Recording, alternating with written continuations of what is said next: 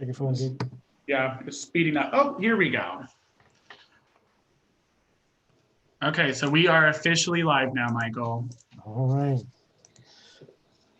Well, hello, and thank you everyone for joining us.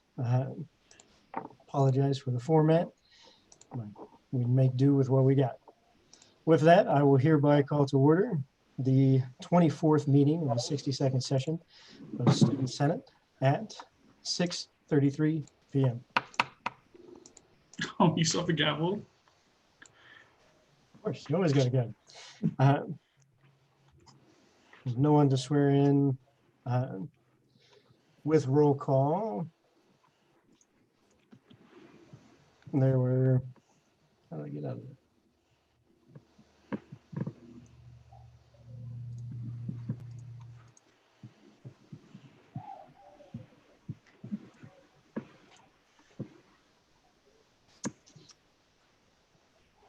So once you shared it, you can actually get my screen that has the. Oh, yeah.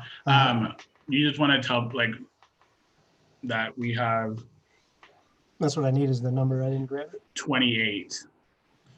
It's 28 senators in attendance. Or sorry, 27 senators in attendance.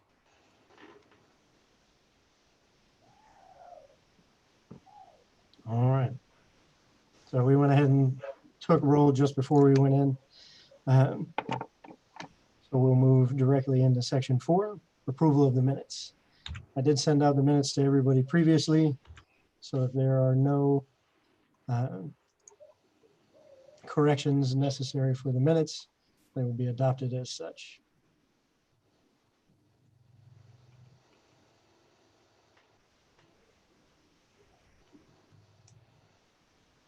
Seeing none, they will be adopted as such.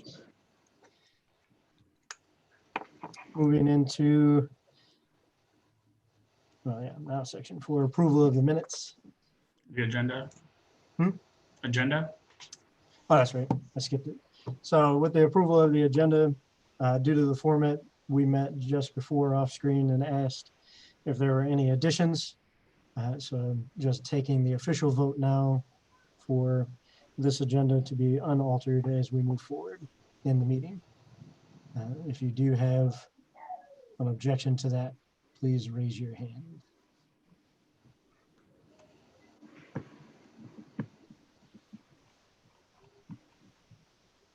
Seeing none, we'll move forward with the agenda as adopted with no amendments possible. Moving now into section 5, public forum. So a public forum provides a chance for individuals to have the privilege of speaking before the Senate. This is a time for the association to listen to what the community has to say, and to that we offer our undivided respect and attention. I'd like to remind everyone that although we allow the speakers the privilege to use this platform, the opinions of the speakers do not necessarily reflect the opinions of the association or the university. Lastly, due to the necessary shift in meeting format, we have limited speeches in public forum to speakers who have spoken to us about it ahead of time. With that, we only have one, which is Mackenzie Haas, Director of Public relations. Public Relations. Hi guys. So since everything's kind of crazy, Nancy and I were talking about how we would want to do the banquet, and I felt like I needed to contact you guys first and see how you guys want to do it and how you would want to celebrate the end of the session, just because there is an option to do it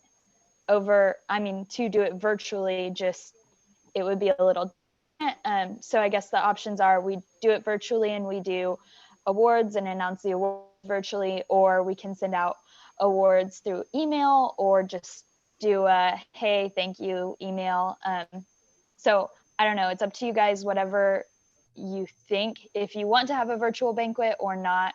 I just wanted to get your input before making a decision.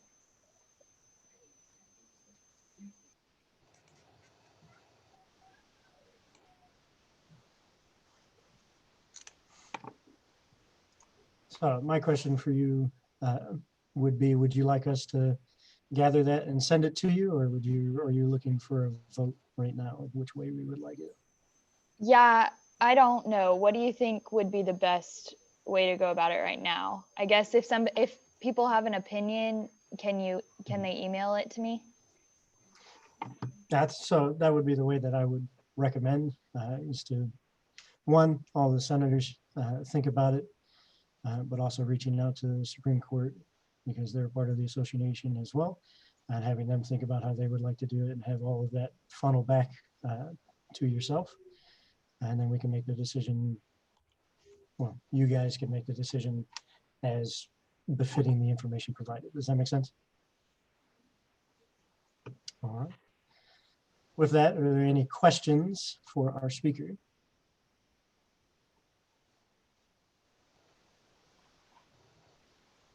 Seeing none, thank you so much for your time, Mackenzie. We'll now move into section 6, officer reports. So all officer reports have been submitted to the record in the interest of time. So we'll move past that into section 7, other reports. All other reports have also been submitted to the record. If you are interested in either of these, whether it be officer or any of the others, whether that's chair or student advocate, you can find those on our Shocker Sync page for today's meeting. So we'll move past section 7 and 6, seeing no appointments, into section 9, unfinished business. Item A, SB-62-111, adjusting the veto timetable. This is the second read, so if there are no additional questions, we will move directly into the debating period. Kathleen, can you pull that? There you go.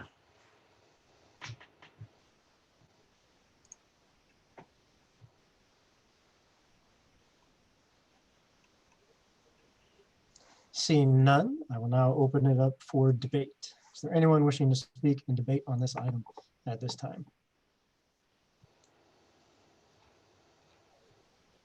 Vanessa Turan.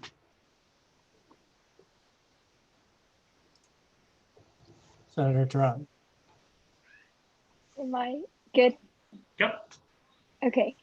I believe when this first came about, there was another bill just kind of like it, and I was wondering if they collaborated and this is that one bill, or if they're both still two separate.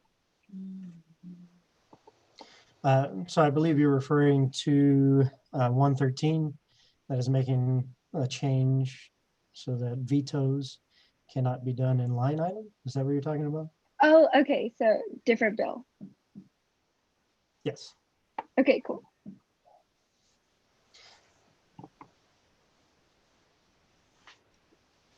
Right. So with that, are there any other individuals wishing to debate at this time?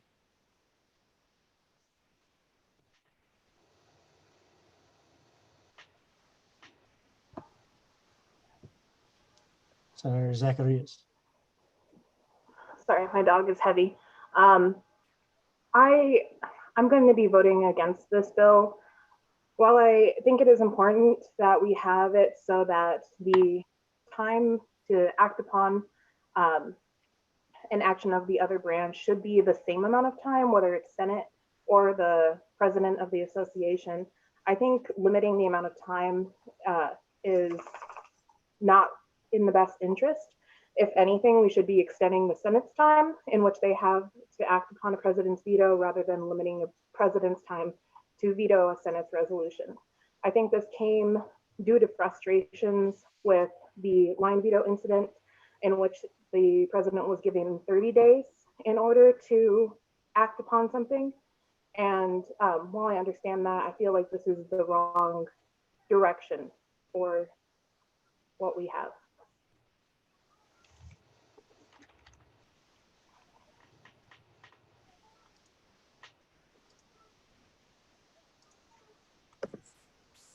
Senator Mouse. So I agree with the sentiments of the previous senator. That being said, I would like to offer up an amendment. if at all possible. So I move to amend, I guess it's number 4. And so instead of changing 14 to 7 days for the Senate, or sorry, for the veto within the 14 days. So keep that as 14 days. And then where it says the Senate has 7 days, change that to 14 days. Does that make sense?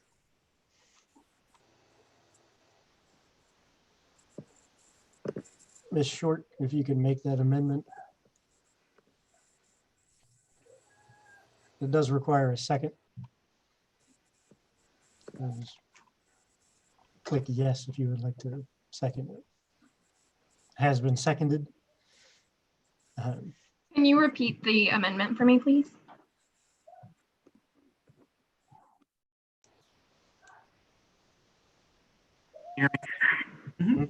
Okay. Change line 12 where it's striking out 14 and saying 7. Get rid of the 7 and keep the 14. And then on line 13 where it says 7, change that. 14 as well. Yes.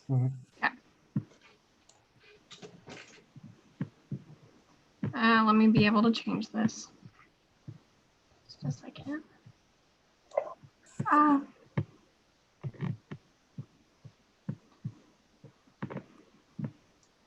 You're gonna get to struggle through this with me again, even though it's virtual this time.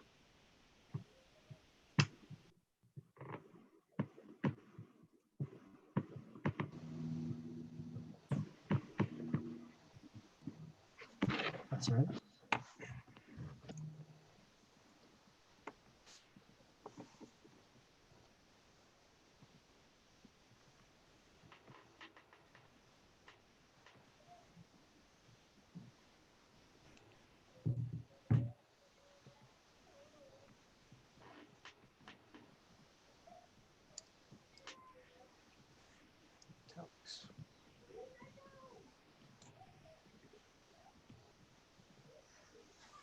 Thank you. So it is your amendment. You have the right to debate first, Senator Mouse, if you would like.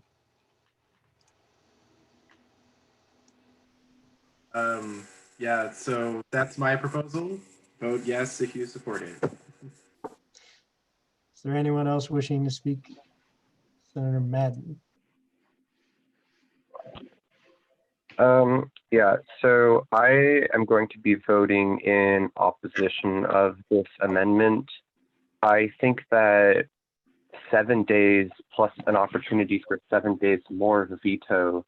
So if you imagine the situation here, you've got a bill that passes by the Senate, and then let's say the president takes a week to veto, and then that goes to the Senate, and then the Senate takes another week to override that veto. So after the initial passage of the bill at your Senate meeting, you're talking about an extra 14 days before that bill actually goes into effect, which is quite the added duration onto the legislative process. When you think about the fact that semesters last usually like 3 months, and that's a half of one of those 3 months. So that's like what, a sixth of the semester, plus considering just like the first read and then the second read after that, and if it gets postponed and if it goes into committee. So I think that with the legislative process already being so long, to take that 14 days and now expand it to an entire month that a bill would need to be passed is the exact opposite of what this legislation is trying to accomplish. I think the senator who originally expressed this concern was right that this bill was a reaction to frustrations with how the line item veto situation went down. But I think one of the biggest frustrations was the fact that this bill, which had so much support from Senate, still took so long to pass that it just was sent waiting there for a whole month. It's what we're trying to avoid with this. And so that's why I'm switching it to 7 days. I don't think 7 days is an unreasonable amount of time to make that decision. So with that, I would encourage everyone to vote against the amendment.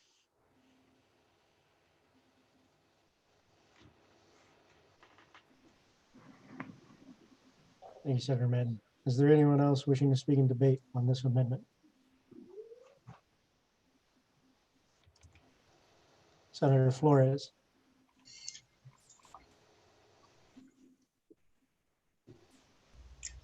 Hi, is this working? Yes. Okay, great.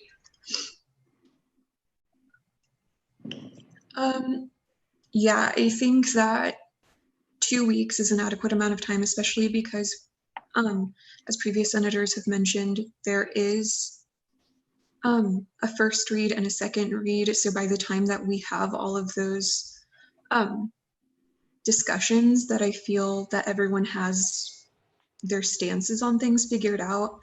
And if a veto is enacted, then we should already know where we stand. And I think that a month is such a long time that it would just make things so inefficient. So I will be voting against this. You, Senator Flores. Is there anyone else wishing to speak in debate on this amendment? Senator Day. I will be voting against this amendment. Can you hear me? Yes, sir. Yes. Okay. My primary concerns, I feel like, and I get this is not the intention, but I feel like this amendment to the amendment is in effect kind of enabling obstructionism in a way, because like, first of all, I don't think the president should be able to wait 2 weeks to issue a veto. I don't see a rational reason why the president should be given that much time to act, just having the bill sit there, because most of the time it's a pretty straightforward decision whether to veto a bill or not. You agree with it or disagree with it. So I will be voting against it partly for that reason, partly just I think that brevity is a good thing. I think that speeding up the process is a good thing, not at the expense of making sure the process is being done. But I don't think this bill will do that in its original form. So that's why I'm voting against the amendment. You, Senator Day. Senator Zacharias. So I'll be voting in favor of this amendment. I'm just thinking of it from the perspective of Senate. If Senate had 14 days on in which to act upon a veto, I think that would be very beneficial to senators, primarily because we want to make sure all senators have a voice in the matter before we do something drastic like overturn a veto. So I think that's kind of the reason I completely agree with the thought that one person shouldn't need 2 weeks to make a decision. But I'm kind of thinking from the perspective of Senate having 14 days in which to act, because there's a lot of us, and I feel like there needs to be conversations. And so that's my kind of thought process.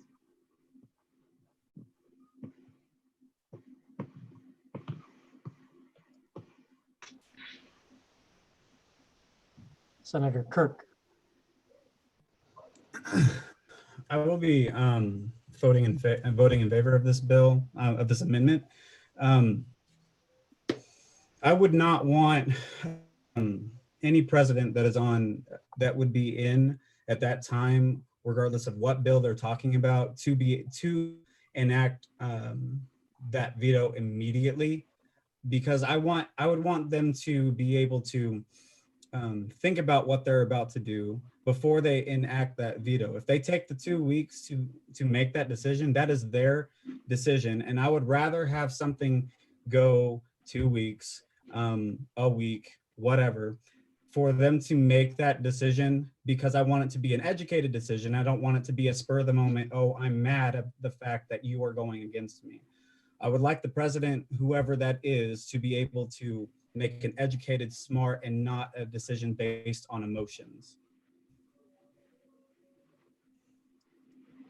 Senator Kirk. Senator Flores, is your hand still, was that a second hand, or is that hand still up from last time? If it's up from last time, you can put it down. If it's up, you can leave it there and I'll come back to you next. I think Senator Mounts was next. So I think, I mean, hearing kind of everyone's sentiments, I still think 14 days I definitely think the Senate should have 14 days to have, or to basically act upon it, act upon a veto. However, I think it's only fair if the Senate would get 14 days, so does the president, whether whoever they are, that is the time they get to determine and do their research as well, whether or not they should veto a bill or not. So I think if Senate is going to be able to get 14 days, so should the president as well. And I think it helps everyone make an informed decision. You, Senator Mounts. Senator Madden?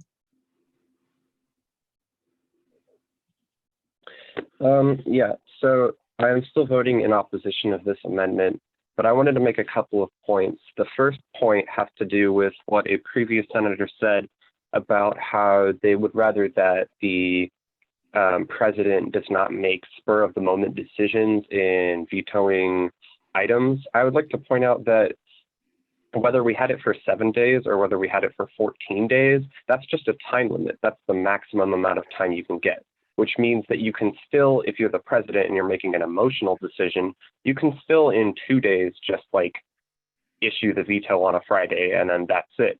So this change wouldn't actually alter that at all. And furthermore, I would like to say that I think that the president, whoever is going to be in that office, I'd like to imagine that they have the capacity to make an informed and educated decision within 7 days, especially since I'd imagine that they'd be well-versed in the journal already and that they would be well-versed in the process of the legislation that was, being brought before the Senate floor in the first place.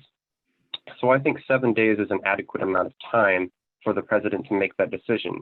Now, I do see where another senator is coming from when they say that they would like to see more time for the Senate to make those decisions. I can see the case for 14 days for the Senate to make the decision. I just don't think that the president needs that 14 days.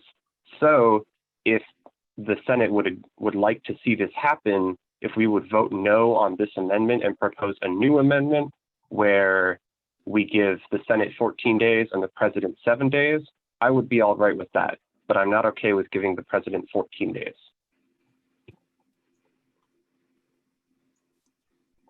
Thank you, Senator Madden. Senator Webb.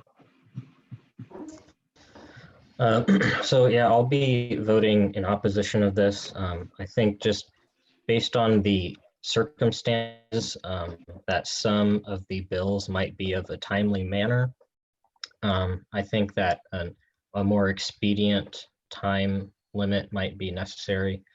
This has come up in previous sessions before where the Senate was trying to make a decision and we were afraid that it might get vetoed by the president because it had to do with the president. And if that were to happen, the bill wouldn't have taken effect. So I think that this lowering the time limit might help eradicate some of those concerns about timely bills.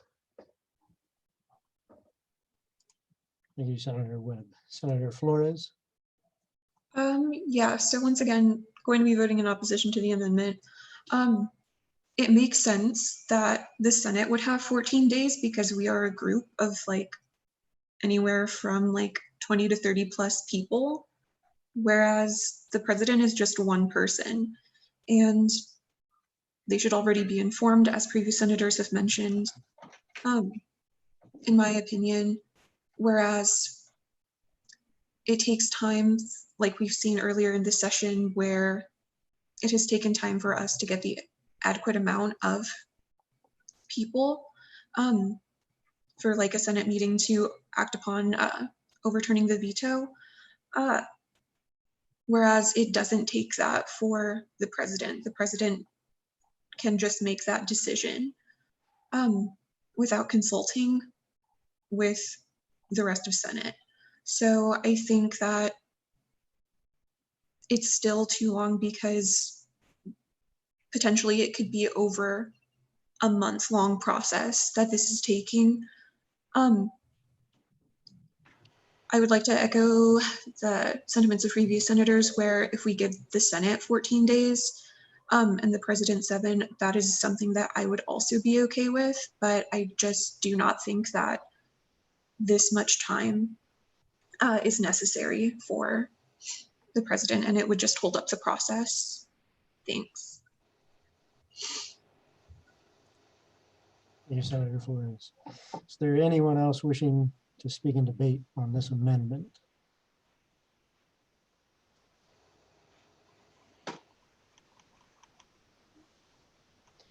Seeing none, we'll move into the voting period on this amendment. All those in favor of altering line 12? And And you'll click on the yes button and the no button under the participants tab. yes, Yes means you support the amendment. Of course, no means you don't. If you want to abstain, you're going to click the go slower button. And if you can't see participants, please let us know. Please click raise your hand so we can see.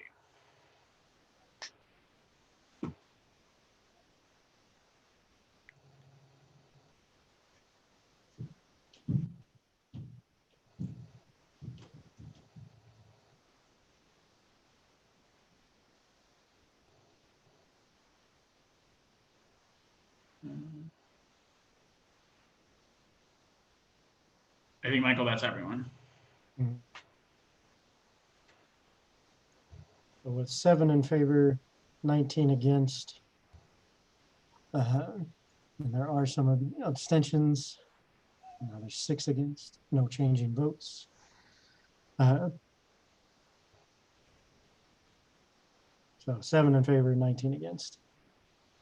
Motion for this amendment does not carry and shall revert to its original content. Sure, if you can make that alteration while we move back to discussion or debate on the main item, which is the bill itself. Is there anyone wishing to debate at this time?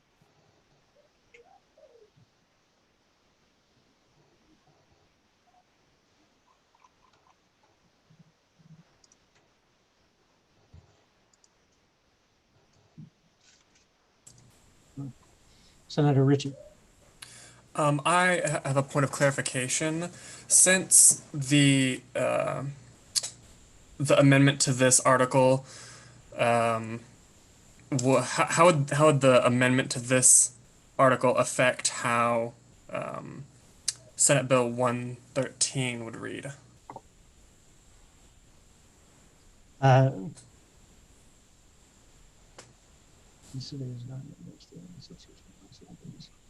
So this one, 113 is actually going to change this one, and it's changing the any action portion, not any of the days. Right. Does that answer your question? So this wouldn't actually affect what 113 would say. Okay.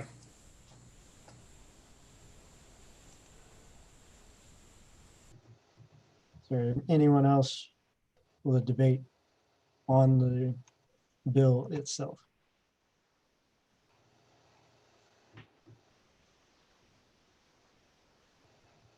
Seeing none, we'll now move into the voting period.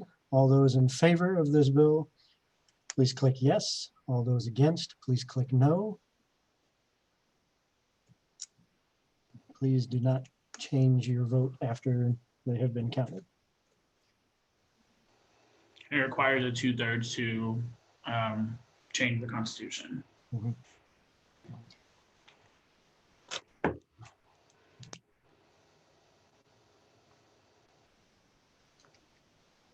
It's 25.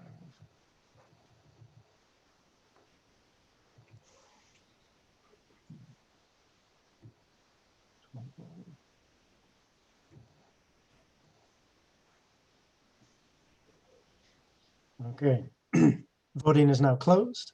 Receiving a total of 20 in favor, 5 against.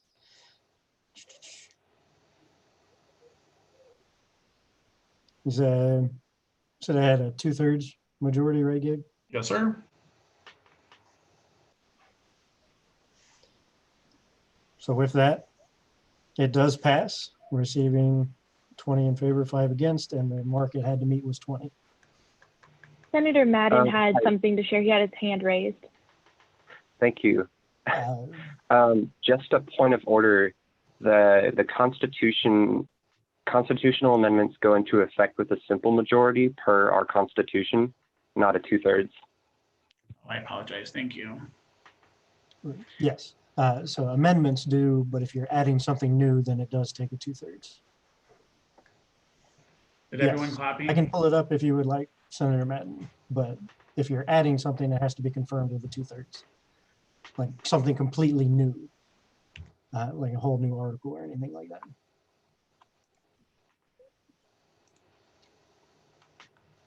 Well, we got the vote anyway, so I think we can go ahead and move on, and I can double check.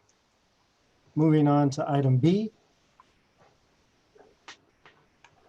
SB-62-112, Student Fees Contingency Act. Again, this is its second read. So if there are no additional questions, we'll move directly into the debating period. If you do have a question, please raise your hand.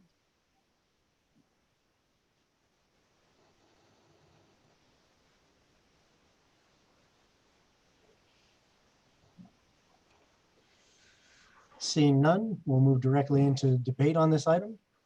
Is there anyone wishing to debate at this time? Again, please raise your hand if you have a debate.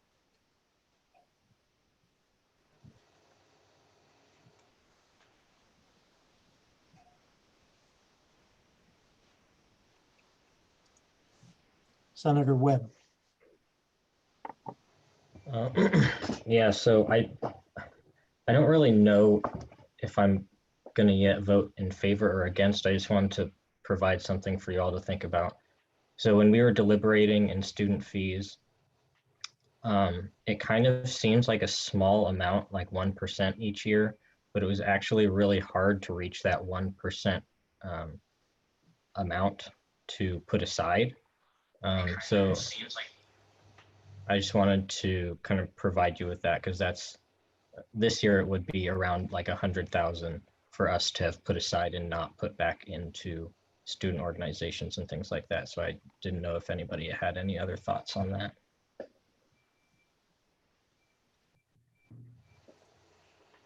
Thank you, Senator Webb. Is there anyone else wishing to speak in debate on this item?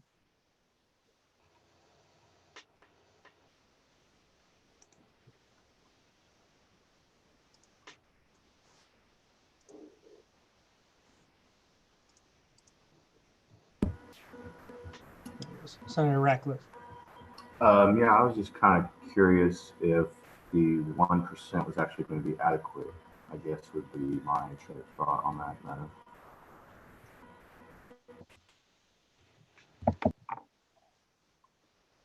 I'm sorry, I couldn't hear you. What was the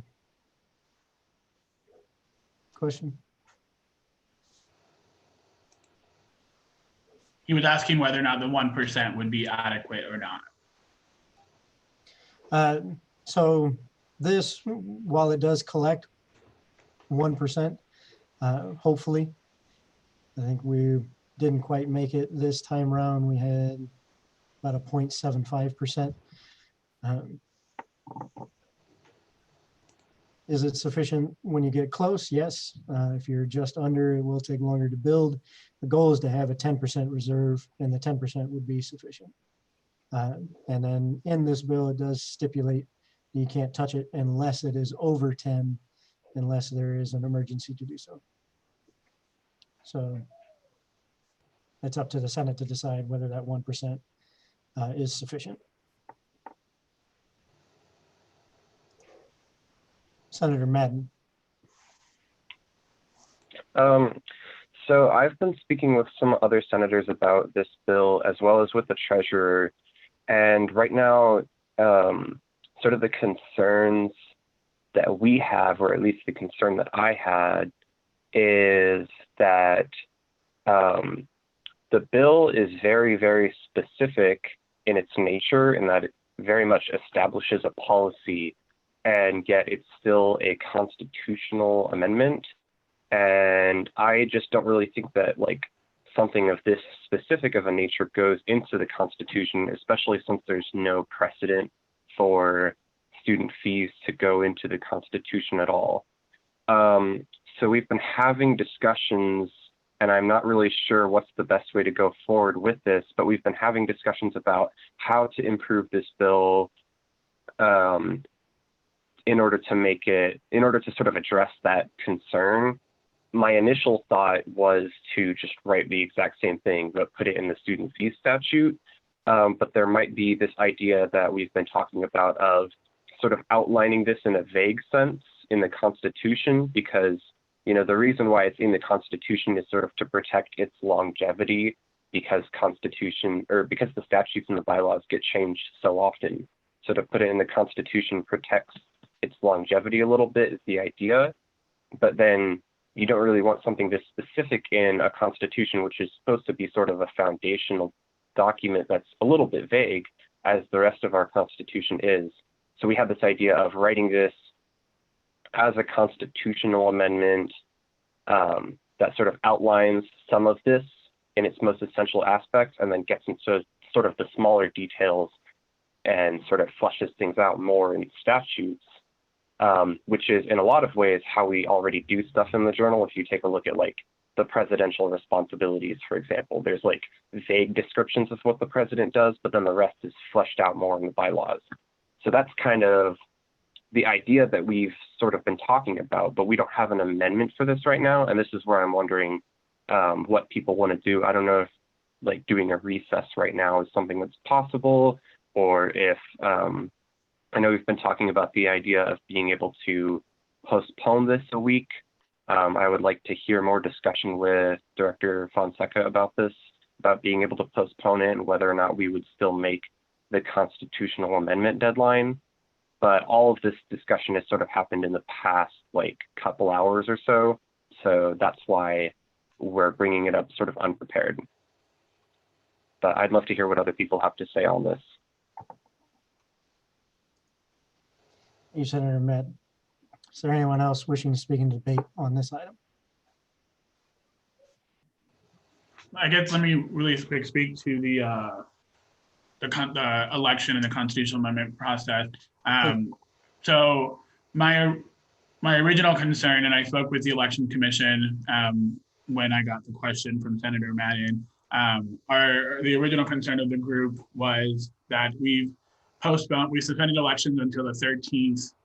That day sounds right. I think the 13th. Yes, the 13th. And we need at least 4 days to test out the ballot and to also ensure that the people who need to sign off on the constitutional changes can have the time to do that. And Senator Madden, I got your text about the other part, so that's good to know.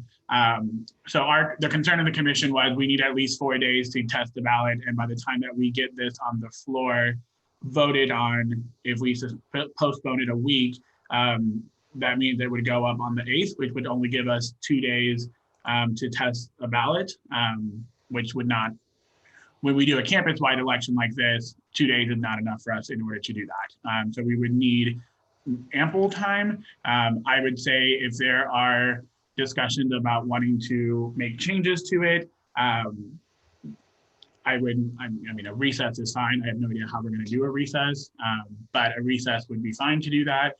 But I would again just caution the fact that by the time that we get this voted on would be next week, the 8th, which would only give us 2 days to test out a ballot, which would not be enough to run the election on the 13th. That would be my only concern that I spoke with the Election Commission this afternoon about as well.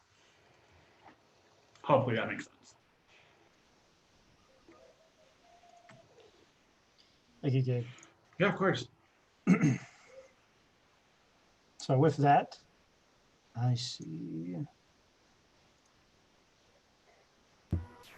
There it is. Senator Ratcliffe. So I was just kind of questioning what would some of the changes be to some of the specifics in this, per se, that we would actually want to debate about if we would just take a break.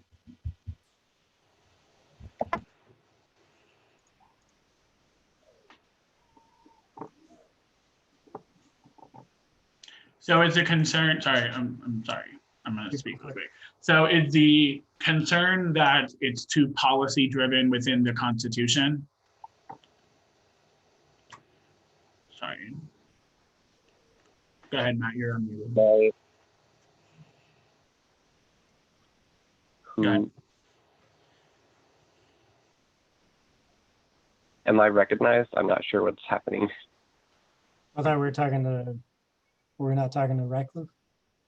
No, I'm sorry. My question was for, I guess it's Senator Ratcliffe was asking about like what are the things specifically in there, and I was trying to get some clarification. Understand is it that it's too policy driven within, like it reads too much policy versus like, you know, when we talk about the idea of what the Constitution is supposed to be, it makes up the organization. Is it too policy written like language? That's the concern, or is it that it doesn't belong in the Constitution?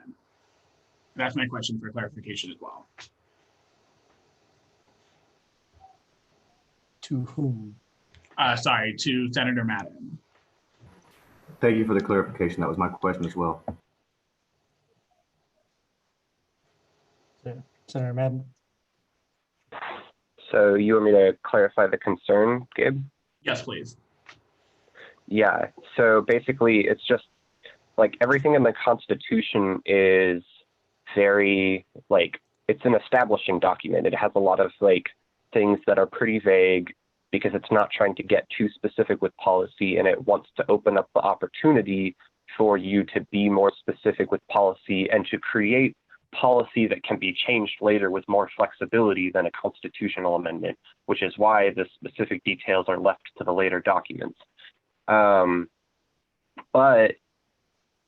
And so sort of my concern, and I think that the treasurer expresses a similar concern, is what sort of precedent this sets by putting in a constitutional amendment. That are we just going to start adding articles to the Constitution whenever we want to make something really stick? Because obviously everybody wants their stuff to really stick. And I agree that this particular item is something that should, you know, have some sort of permanence.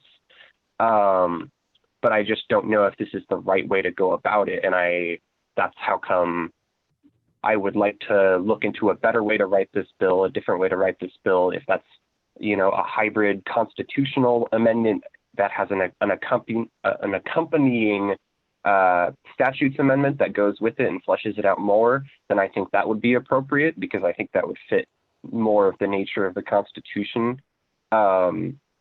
If we want to write this entire thing as a statutes amendment, I think that would work as well. But that doesn't really address the concerns that the treasurer has with making it more permanent. So I don't know if that's a solution that like sits well with everybody. So I don't know. I think if people would like to, I think we should motion for 15 minutes if we can get that set up, and we can discuss in a smaller group like how to go forward with this. So really quick, I just tried. So I can't actually turn off the live stream. So it's kind of like when we're doing our normal Senate meeting. So I can't physically turn off the live stream. We'll still be recessed, but we'll still be live. So just FYI on that. Where did it go? So I was going to give some time to the author to help provide some clarity on the matter. So Colleen.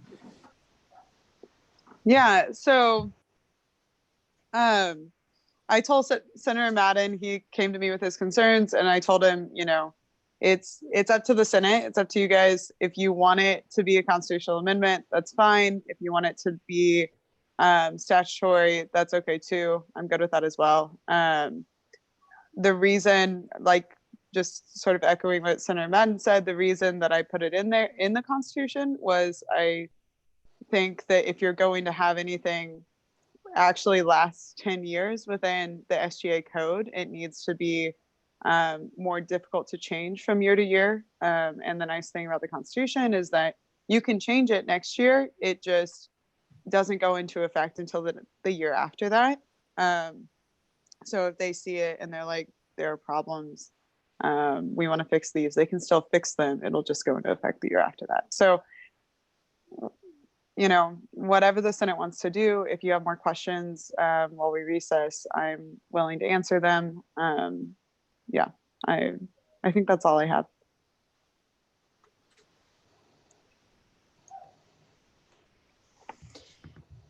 All right. Are we in a recess right now? Technically, no one has motioned it because you said you would like to, but you didn't actually motion. So that was going to be my question. to the Senate is, if we would like to take one, I am willing to do so for about 10 minutes. If there are no objections, if you do object, just click no, and we'll know if there. And really quick, just a reminder again, the live stream can't go off. So we'll be in recess, but we're still live stream. So just keep that in mind. Thank you, Gabe. So it has been objected. So we'll have to take a vote in order to go into recess. So Gabe, if you can clear.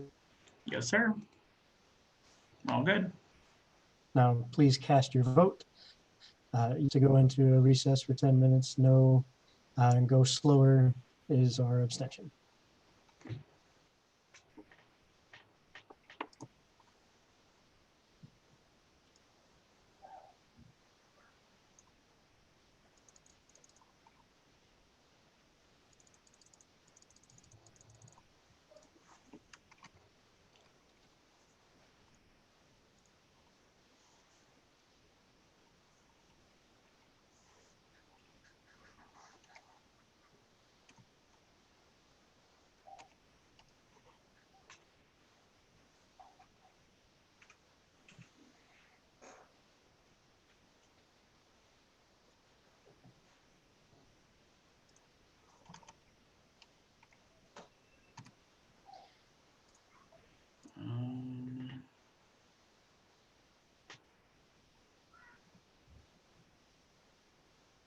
I think that's everyone, Michael. That does appear to be everybody. So leaving a total in favor and abstentions, motion to recess fails. And we'll move back into the item at hand, which is the bill you see in front of us. With that, is there anyone, or Senator Madden, is that your hand for another debate? You have the floor, sir. Okay, so people voted no on the recess, but I haven't heard from these people. So I definitely, I see at least that Senator Mounts has his hand up, but right now this is just my ask of like, what does the rest of the Senate want to see from this bill? Do we want to pass it as is, or do we want to vote it no and try and work on a statutes amendment version of this, or do we just want to vote it no entirely? Please let me know your thoughts. Also table for a later date and work on it. So Senator Mounts, you were next. So I'm pretty much fine with the bill as is. I'm gonna be honest. I can understand the concern of putting it in the Constitution as opposed to the statutes only. But I think just with the timely nature and the importance that it does serve, I think passing it as is right now is in our best interest because we really don't have kind of capabilities or time to be able to fully create something that yes, would work. Point being, we don't really have the time or resources to completely rewrite this in a new way. And I think it does the job as is. Maybe it's a little rough around the edges, but we can definitely touch it up later. So I think keeping it right now, voting yes as is probably the best course of action. Thank you, Senator Mounts. Senator Webb.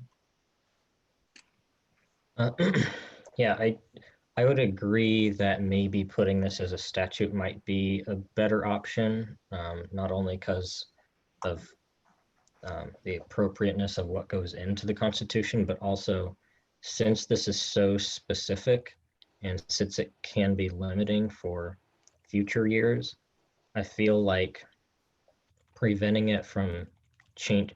If you were to repeal this or make any changes, it wouldn't take place until the next year, and that might be too late if a really big item that's really important to the campus that a lot of students promote or want, you'd have to make that's pretty expensive, and you might have to make a pretty big cut to another organization. And I think that that's a really hard place to be in because one session thought that 2% was the maximum you could increase, or we have to have 1% for a contingency. I agree with the general sentiment of it, but I just like to think of cases that we might not think of right now that this could pose a problem in the future. And I think that passing this and making it so permanent could take away from the fluidity and choices that the student fees committee has. So I would be in favor of probably putting this in a statute or something like that. Senator Zacharias. I can understand all the points that are being brought up. I personally don't see any problem with this as it is. My biggest thing is I believe it is protecting the student fee money that we're putting aside as a contingency, just so it is protected and it actually builds up over time. And I think that's a really good idea. So I will be voting in favor of this.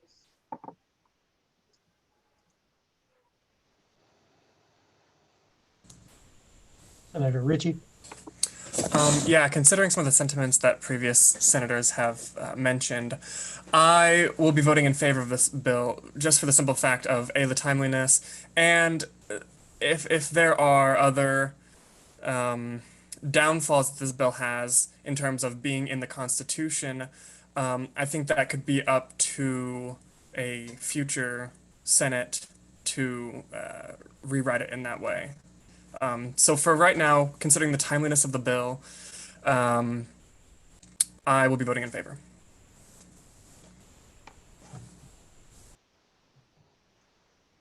Senator Day. Yes, since I sponsored the bill, I should probably give my 2 cents. Basically, I feel that although there is a very legitimate question as to whether this should be in the Constitution, I personally see that as more of a, I don't want to say purely philosophical issue, but I think it's more of, it's not really entirely relevant. And I think it's more important to just actually have the process in place, even if it's not an ideal location in the journal or whatever we're calling it now. And yeah, I guess that's my logic, because I don't think there's much dispute that a contingency fund might be necessary of some kind. I initially was skeptical myself, but I feel that now that I've done some research, I think it's a very good idea generally. So while this isn't ideal, I think it is appropriate for the moment. Senator Kirk. Yes, I'm just going to be echoing what previous senators have said. I'm completely okay with this bill staying exactly the way it is right now. It's exactly what we need from as of right now. If you just take away the timeliness matter of it, you what a previous senator said, like what if this puts the next session into like a more of a bind. We need to, yes, we need to look at the future, like what's going to happen in the future. We need to think about what happened this session, but we need to look at this and about everything that is in this bill and how would it benefit, how would it not benefit? I mean, I'm not just looking at this in a way of thinking of myself. I'm also thinking about how would this the next session, how is this going to benefit 30 sessions from now if it's even still here? I mean, Colleen said, our treasurer said that if they don't like it, they can take it out. If they don't like it, they can take it out and it would be in effect for the next session, because then they would be able to say without a shadow of a doubt that it doesn't work. I believe myself, as previous senators have said themselves, that I believe that it would work. I believe that it's exactly what we need as of now. I could be wrong. I don't believe I am. But if I am, and it says this next, we see this next year, that it is not something, then we can take it out and that. But that's how we learn.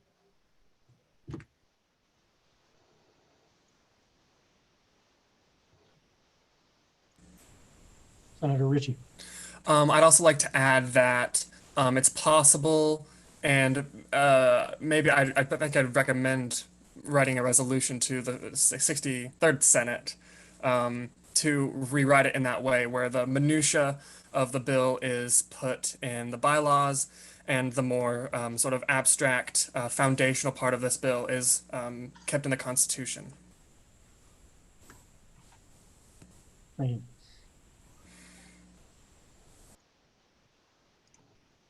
Senator Webb. Sorry, this will be the last time I talk, I promise. I hear a lot of other senators' sentiments. I also keep hearing the phrase, like, I think that this is good for right now. And I just don't think that the Constitution is a place to put something that's going to be good, at least for right now. I think a Constitution is more of a lasting document that you put things that are meant to last for future sessions on end. And I think that statutes and places lesser than a constitution are places to put more things that we think are good for right now that we may possibly change in the future.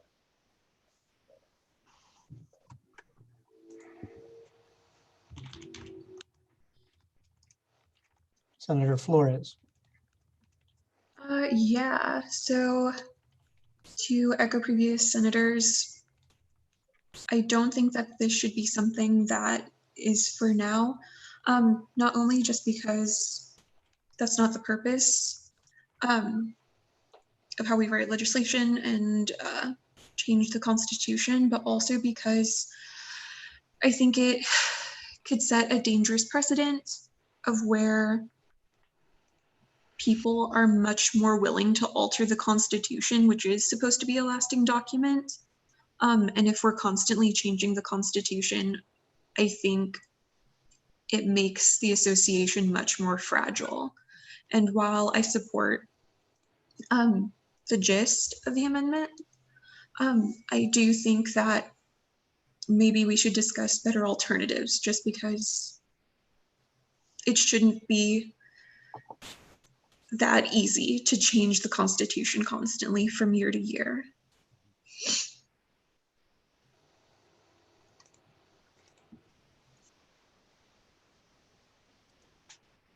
Senator Kirk. Yes, I completely understand what Senator Flores has just previous said. I do want to make a clarification that the Constitution of Kansas, the Constitution of the United States, that stuff has not been touched in 300 years. I mean, it has been edited. Sometimes it's edited like once every other year. That's not completely correct, but what I am saying is that it is edited. It's not like to be able to put the idea of putting something into effect that we want to be able to keep in effect for many, many years is a good idea. I'm not at all. However, to also what the previous senator said, I said that I think it's good for right now. What I was meaning by that is not like this day, not like just for the rest of the session. I believe as of now, where we're at as a university, where we're at as the SGA, I believe this is what we need. If something else happens and it proves me to be wrong, then I would be the first one to admit that we need to change it. But as of now, until something else proves me wrong otherwise, this is what we need to do until something else shows that we need to amend it. And there's nothing wrong to fix something, to amend something.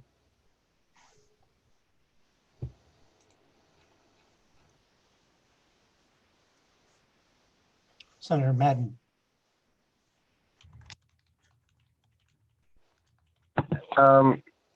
Yeah, so originally going into this meeting, my sort of stance was that I was going to support the bill even if we didn't get the changes passed in terms of like making it a sort of hybrid piece of legislation. But I think actually Senator Webb has sort of convinced me the other way around. I mean, Gabe has sent me this sort of draft, which I really appreciate, Gabe, you sending this to me. of like what that sort of hybrid legislation might look like. But I just feel like right now, in the heat of this meeting, we don't really have enough time to flesh out something that would be that satisfying. And I do think that, you know, with something that you're about to put in your constitution, I think that it should be something that, you know, we've really taken the time to hash out a little bit more. And I agree that this does not set a great precedent for, you know, the kind of amendments that we're about to be doing into the Constitution. And I think that this really should go into the statutes. And I also don't really think that it, even if we did put it in the Constitution, like I understand why we're trying to put it in the Constitution, because I am also frustrated at how much things can change in our journal sometimes. But I don't think that it actually gives us as much permanence as we maybe give it credit for, because even now we're about to change a constitutional amendment, and like previous senators have been saying, you could just change it next year. And that the fact that that's true undoes the whole argument of putting it in the Constitution in the first place. So I would suggest that we should vote no on this bill tonight, and that we should work together as a Senate and also in collaboration with the treasurer to come up with a new version of it that works in the statutes and that hopefully everyone will be okay with, and that it'll satisfy, you know, what this is setting out to be doing, because what it is doing is good. I just think that this is not the method to be doing it in.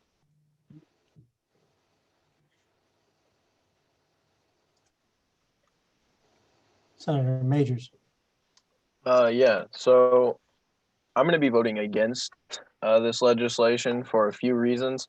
First of all, I don't know if I'm the only person that sees slight irony in the fact that we're constitutionally mandating that we have to dedicate funds to a contingency fund.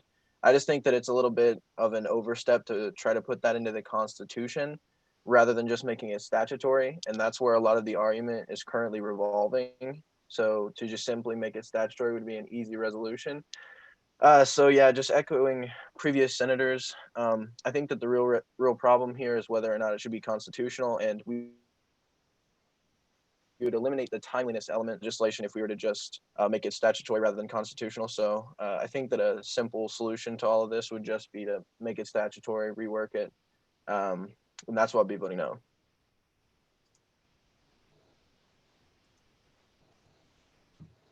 Senator Zacharias.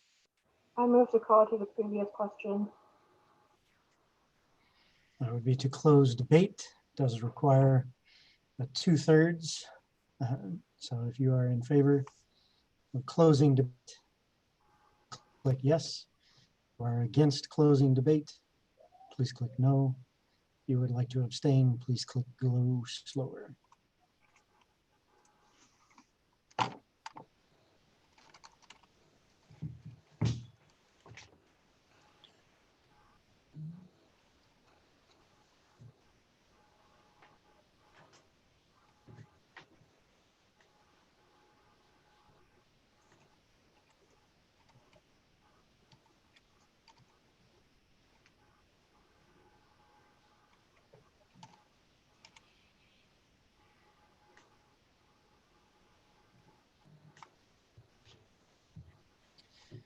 Seeing 24 in favor, 0 against, and 6 abstentions. Michael, sorry, Aaron Mount had a point of order.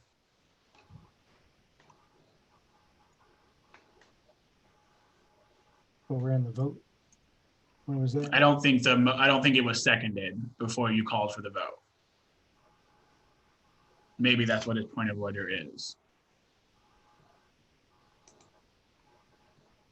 Yes, the point of order is we did not call a second on the vote or on the motion. And here my cheat sheet is locked in my office.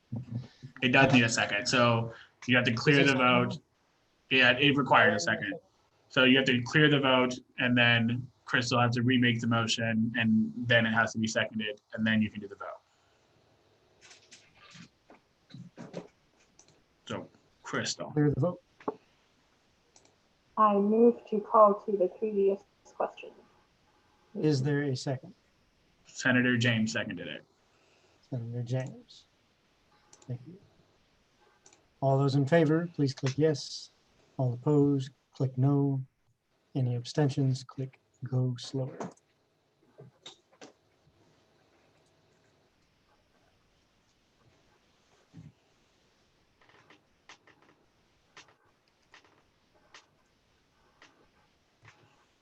And while we're doing that, someone made a good point. To help with the point of orders or point of privilege or some other things like that, if you click on go faster, then we'll recognize you for that privilege motion that we have. Good point, Senator Madden. Thank you.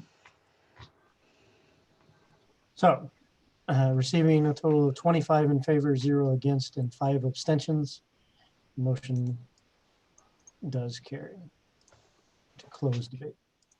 With that, we will move direct into the voting period on the main item, which is the bill itself. All those in favor of this bill, please click yes. All opposed, click no. Any abstentions, click go slower.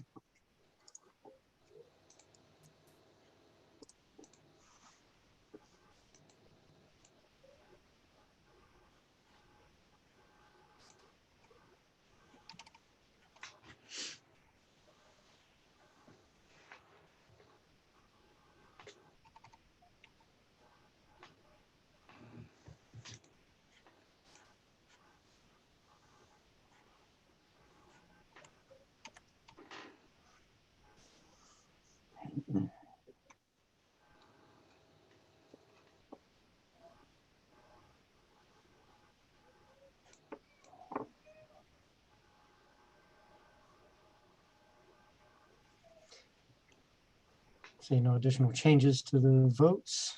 Receiving a total of 6 in favor, 14 against, and 10 abstentions. This does not pass its requirement.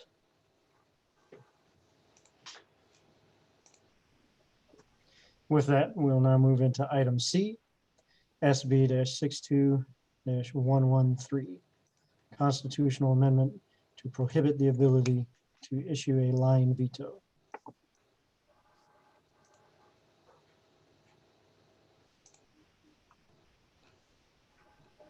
Ms. Short, if you could pull that up.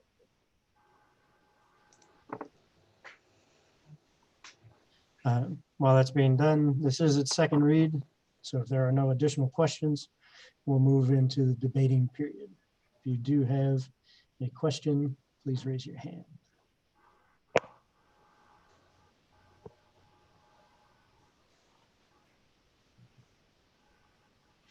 Senator Zacharias. So with it saying 14 in this, should we make a motion to amend that to 7 based on the bill that previously passed, or does that not matter? So this one will get updated with the language that was in the first one that we have already passed. So the only thing that will be adjusted here will be the any action description. Correct me if I'm wrong, Gabe. That's correct. And then Senator Zacharias, on the when the students get to vote on it on the ballot, it will show up as one with those two merged together. Thank you, Gabe. Does that answer your question? Yeah. Are there any additional questions for this item?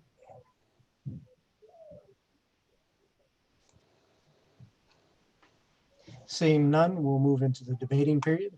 Is there anyone wishing to debate on this item? Senator Madden.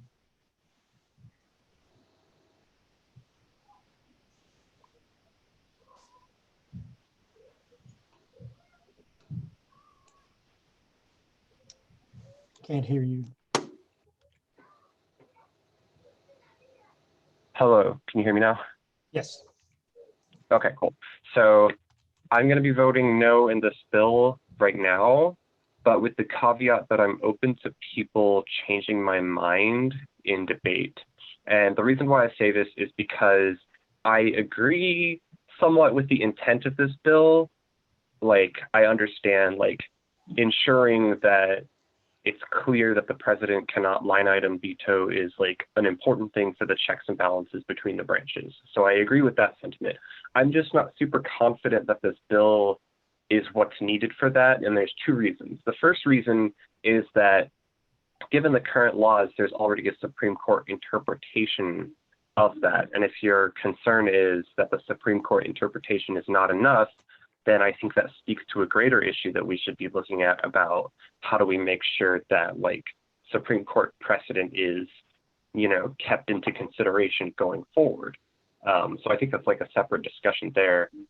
But then also, when you take a look at like what was the original issue that caused the Supreme Court case to begin with, it was because the language was vague, right? Because there was a discrepancy of what does it mean that the president can invalidate any action? What's any action? What does that mean? That vagueness was the original cause of concern, and an entire act, being the phrasing of the bill, doesn't fix that because it's just as vague, I think. Like, if anything, you would sort of undo your original intent because now the previous Supreme Court case that backed up what you wanted has been invalidated because you changed the wording that the Supreme Court decided on. So they would have to do a new case if there was a disagreement about what an entire act means. So that being said, again, I'll be voting no in this just because I think it's too vague and it doesn't really solve the problem that it's trying to address.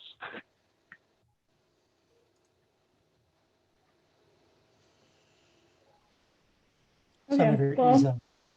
hey guys. Well, we did bring up concern about how, like, the stability of the Supreme Court and whether or not there would be a stable enough Supreme Court and a record of their rulings. I don't see anything wrong with making sure that the language in the journal is more explicit, because it does say to veto and invalidate an entire act of the Senate. So that language meaning an entire bill. We call like a lot of bills acts.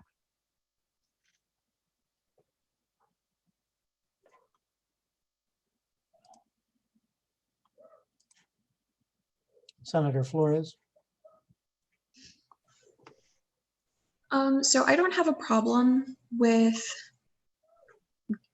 putting this in to just adding this, but I do think the concerns about the language of an entire act, that does seem vague. And I know that we've talked about how sort of there have just been difficulties with the Supreme Court and them interpreting what an entire act means, like that phrasing, I think is also could potentially be a concern. And I'm just wondering if there's like a specific part in the journal that says an entire act is this. And I'd like, if that's the case, then I'm fine with it. But if that's not the case, then I think that there should be an amendment to change that language. And I do agree with like previous senators that there isn't really the case like with the United States Supreme Court where we look back at precedent.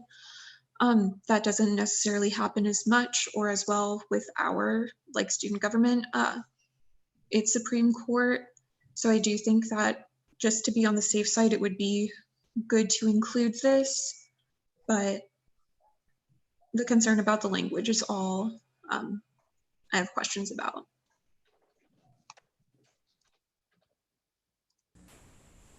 Senator Ritchie. So after hearing the, sorry, was that enough time to wait? You're fine. Okay, so after hearing the concerns of previous senators, I will also be voting against this bill for the same reasons. Initially, I thought it was clear enough, an entire act. But then when I looked closer, you have be enacted just like in this bill, like the whole thing. But then you have action 1, action 2. Does an entire act mean the actions themselves can, so for the same fact that the clarity is an issue for me, I'll be voting against this bill. Okay, so to previous senators who raised concerns about the explicit language of the bill, for line 9, would it fix your concern to change it to veto and invalidate any bill of the Senate? Because it already does exclude resolution, so to veto and invalidate any bill that has been passed by the Senate, or like an entire bill has been passed by the Senate. Was that a question directed at me? So everyone who raised concern. was that a motion to do so? I haven't motioned yet, but I am asking them if that alleviates their concern. They would be unable technically to answer you except in their debate.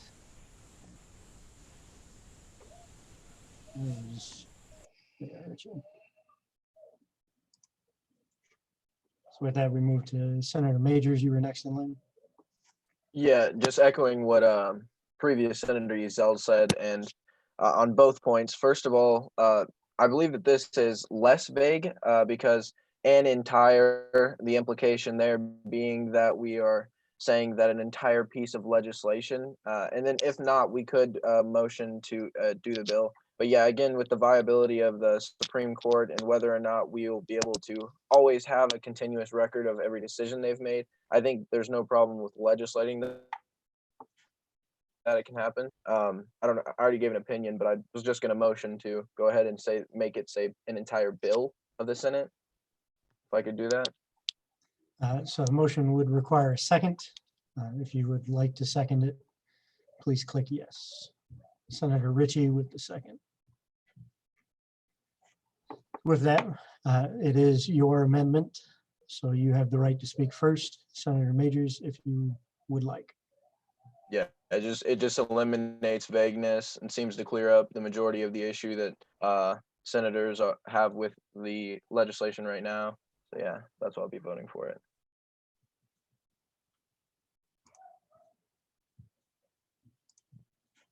Senator Madden, do you have a debate on this amendment?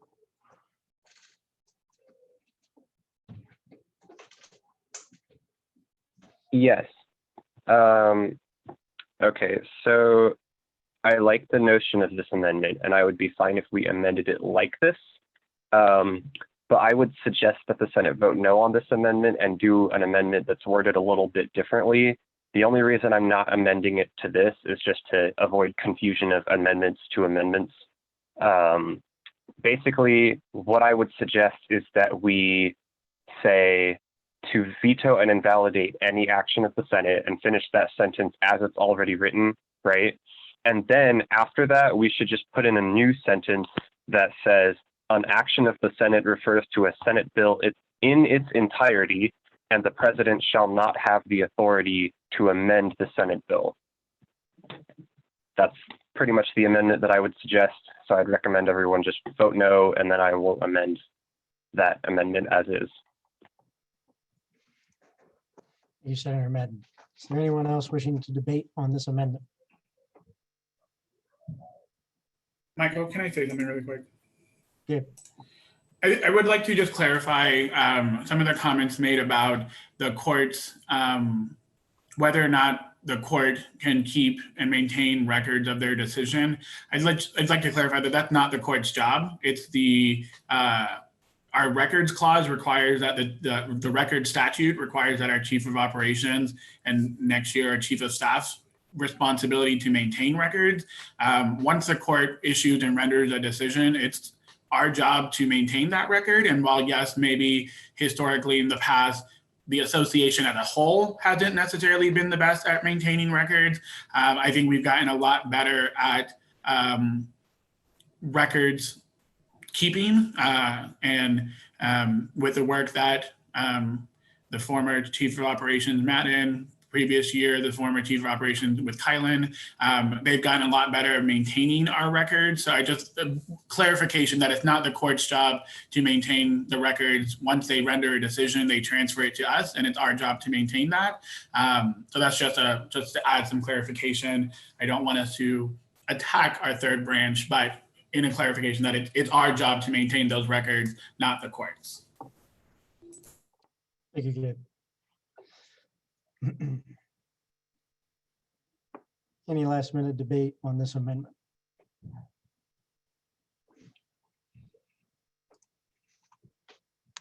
Senator Majors.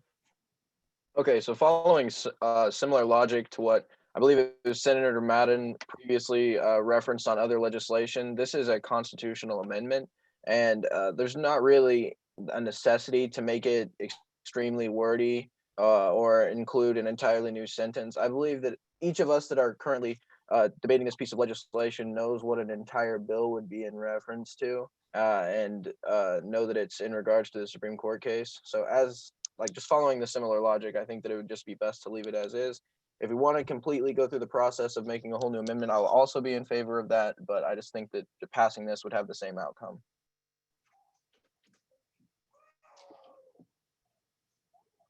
Any other?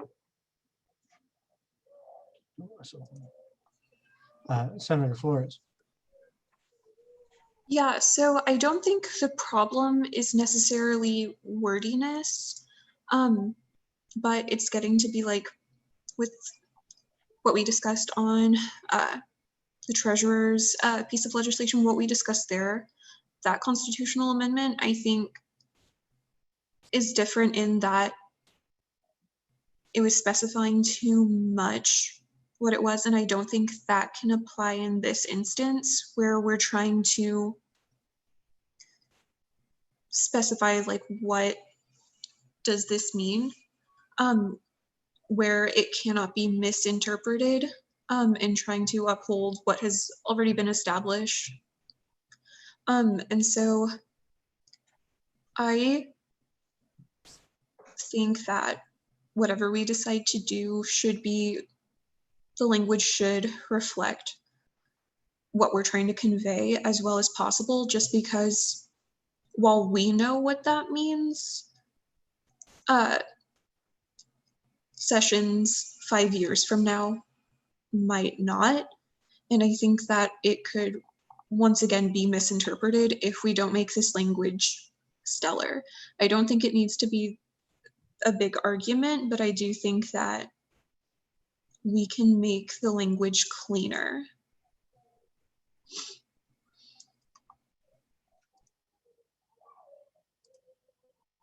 Senator Day.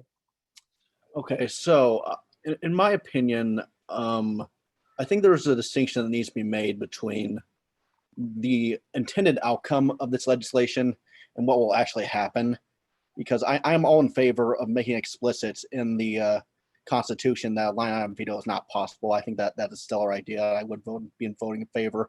I just feel that, and I'll be voting against this amendment too, because I feel not convinced that this will avoid a similar problem, say 10, 15 years down the line when, let's face it, probably no one will be here who's currently in the Senate or who was currently an advisor. So I want to make it as explicit as possible for that reason. So.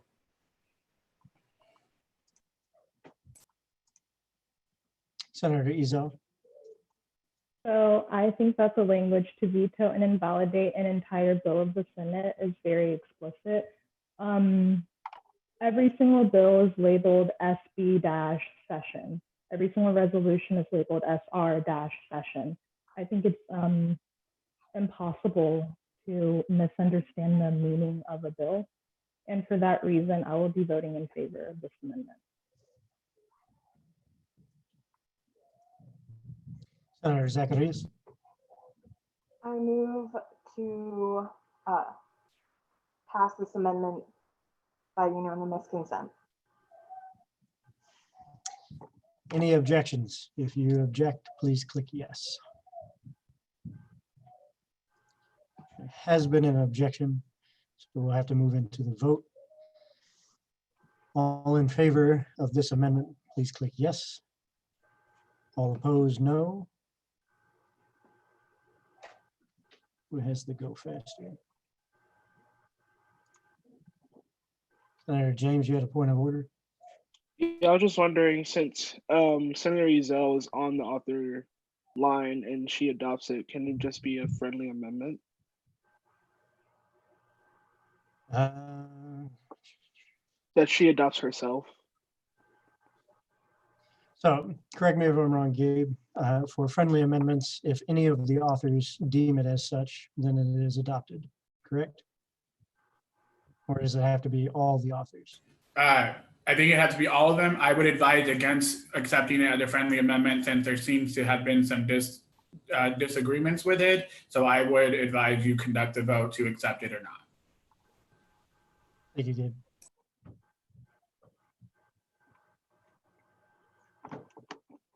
So with that, again, if you are in favor of this amendment, yes.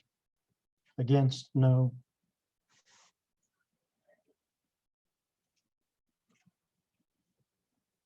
Abstain, go slower.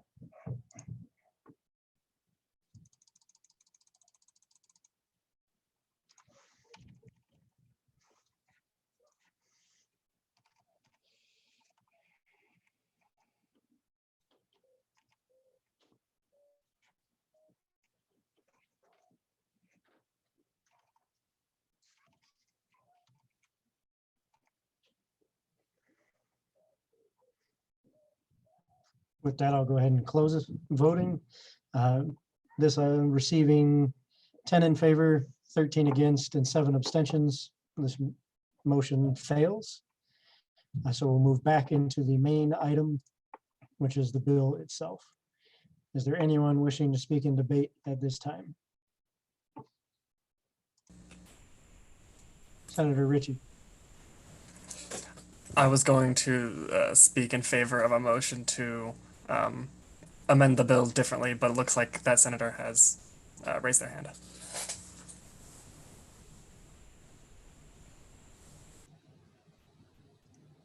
Senator Madden. Yeah, so at this point in time, I still think that just leaving the wording in the Constitution as it is would still be just fine in terms of protecting our checks and balances. But if it is the wish of the Senate to pass this legislation and sort of specify more explicit language, then I want to make sure that that language is explicit and actually does protect those checks and balances in that way. So with that, I'll go ahead and motion to amend the bill to, in the following manner, we will keep the first sentence in item 1 as is. So as in like basically make it so that it doesn't change anything, no strike, no insert of text. And then at the end of that, we will add the sentence, an action of the Senate refers to a Senate bill in its entirety, comma, and the president shall not have the authority to amend or partially veto such an action.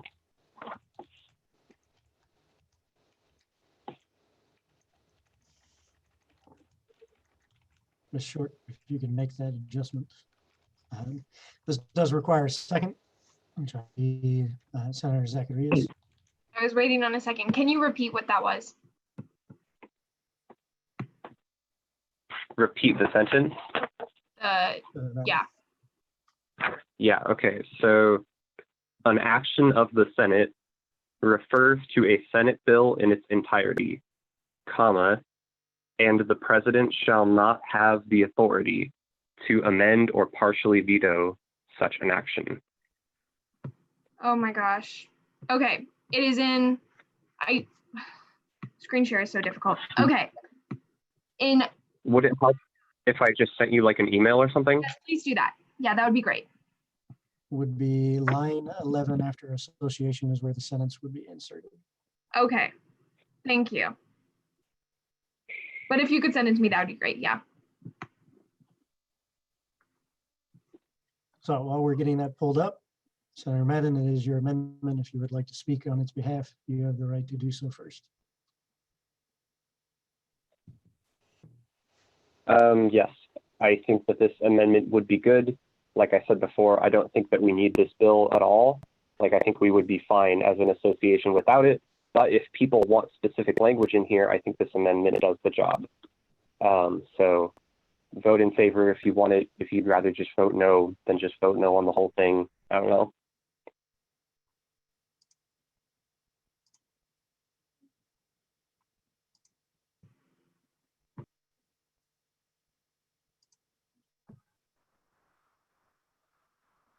There goes. Senator Zacharias. I move to accept this amendment by the unanimous consent of the Senate. Any objections? If you do object, please click yes now.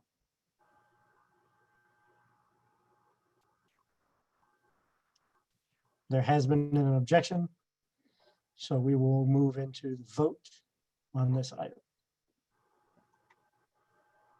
Does everybody understand the insert that we are doing? Go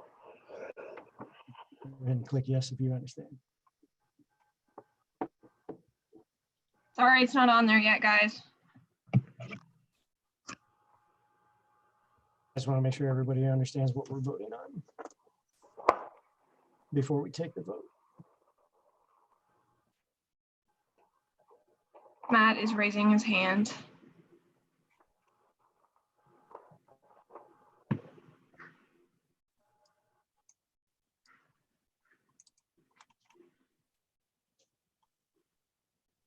Where'd you go? There you are. I just wanted to point of parliamentary inquiry. What's the question right now? Like, what are we voting on? Yes, so I posed the question to make sure that everybody understood, since we didn't have it pulled up. And it has yet to be in, that everybody understood what language we were inserting before we cast the vote. And I have yet to see anybody answer with yes. So at this point, I am on the understanding that nobody understands what we are voting on. Sorry, I cleared it. It seemed like what you're voting on, Senator Zacharias made the motion to accept by unanimous consent. Someone objected to it. So now you're going into the vote to accept the amendment that Senator Madden made as soon as it shows up on the screen when Chief Short puts it on there. Okay. Because it wasn't there is why I asked, does everybody know what the language is we would be inserting? And until everybody knows, we will not take the vote.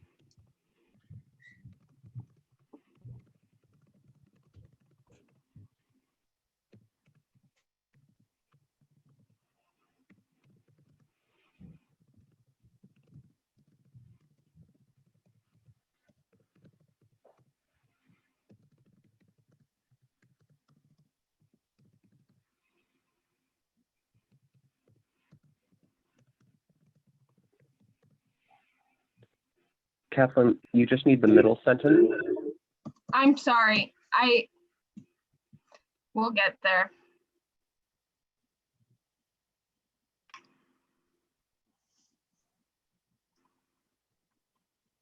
I just wanted to make it clear that part of the amendment is changing the first sentence so that it just says any action. That'll be cleared after the insertion, yeah. Or now. That's included in the amendment, or is that a separate amendment? That's included. Okay.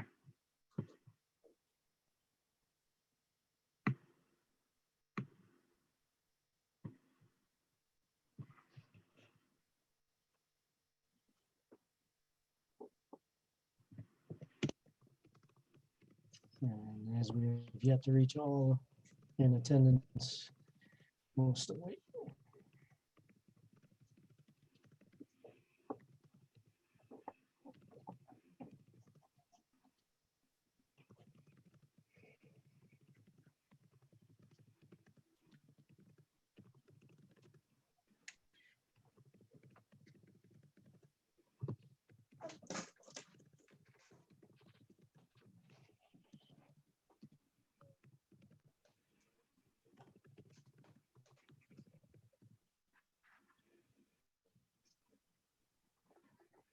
Thank you. You can go ahead and clear the vote, Gabe.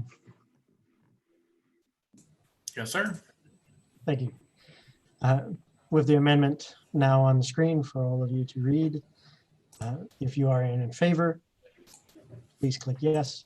If you are against, please click no. If you would like to abstain, please click go slower.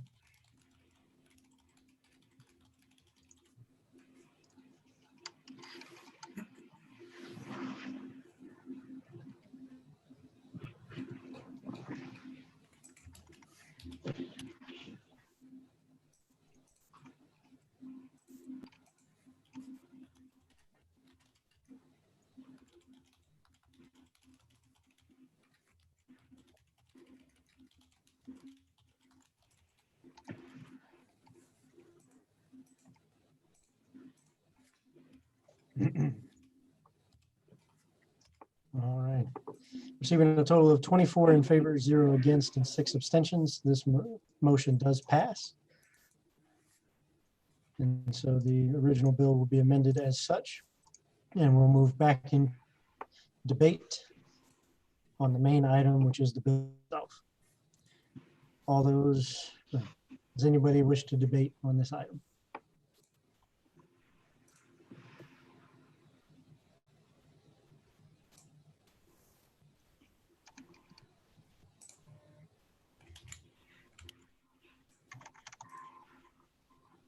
Seeing none, we'll move to the voting period. All those in favor, please click yes. All opposed, click no. Any abstention? Lower.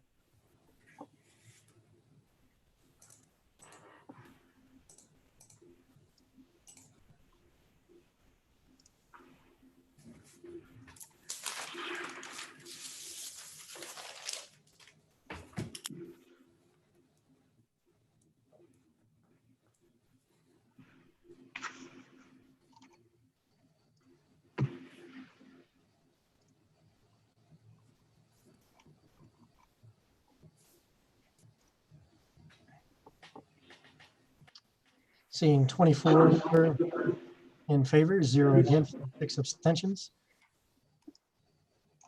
This will pass.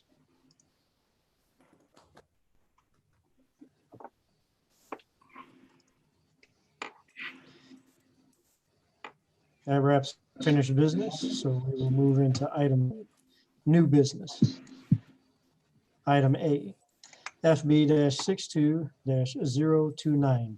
Version 2 of the Student Service Budget Allocations Act of 2020. This is the first read. Does the author wish to speak on this bill? Oh, am I unmuted? Yeah. Perfect. Okay, thank you.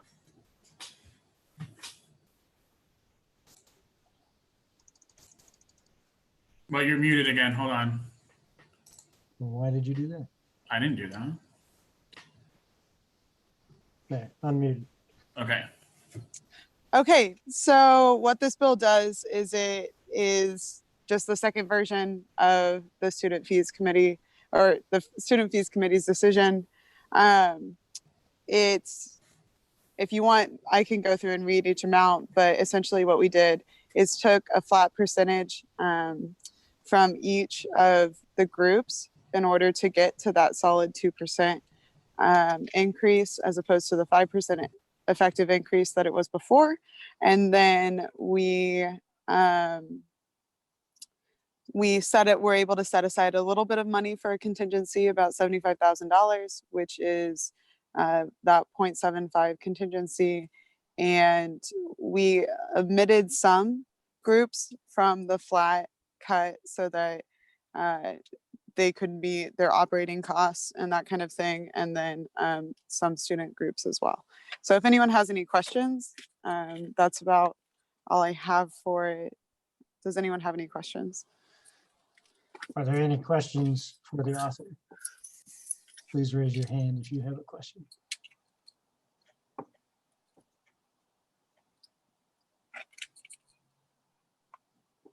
Senator Madden.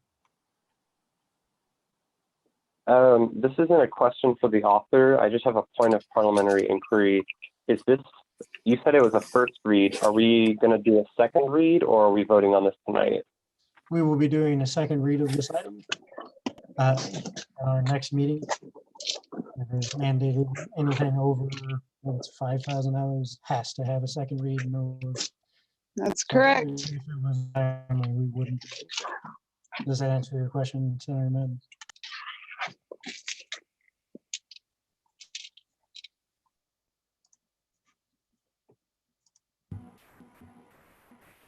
Senator Ratcliffe. Just since this is a first read, I would be remiss if I didn't point out the fact that since some of these programs are receiving more than $1 million, and most of them are receiving the full amount of funding, of the ones that are not receiving the full amount of their funding, with the exception of the Ulrich Museum and the Shocker Career Accelerator. I do still need to point out the fact that the student or the Graduate Student Council is by far receiving the largest disparity in the percentage of what they are actually receiving. And so in reference to this, I do recall you guys talking about the hourly wage being an issue as far as making that decision in the Budget and Finance Committee's decisions for doing this. And so I just wanted to bring this to your attention, and I would actually kind of like some more information perhaps as far as some of the other specifics on that and as far as how that is going to impact my constituents specifically. And so I just kind of would like some more clarification on that matter personally before we actually decide to move on to a second vote, or I'm sorry, to vote it next week. So. Yeah, so with the Graduate Student Council, we spoke about it some more, and it's more difficult to find or to get funding for new programs. The good thing about what happened with the Graduate Student Council is that they have essentially their foot in the door to ask for more funding next semester as well. The idea was essentially that we would give them a little less than what they asked for, but a little bit of money to get their feet off the ground and then come back and show what their accomplishments have been the next year when they apply for funding again.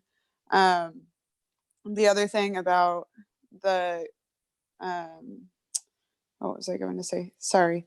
Yeah, I think that was most of the reasoning behind it, was just that since, and also the other thing is that we did approve the Graduate Student Council for some of the money that they asked for, whereas the other new requests we didn't approve at all.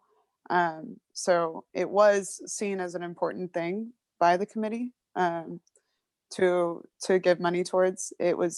But it was also just a tight year. So trying to figure out how much money to give to things was difficult. Sorry, I hope that answers your question. That was not very concise. Are there any other questions for the author? Again, if you have a question, please raise your hand so I know that you have one.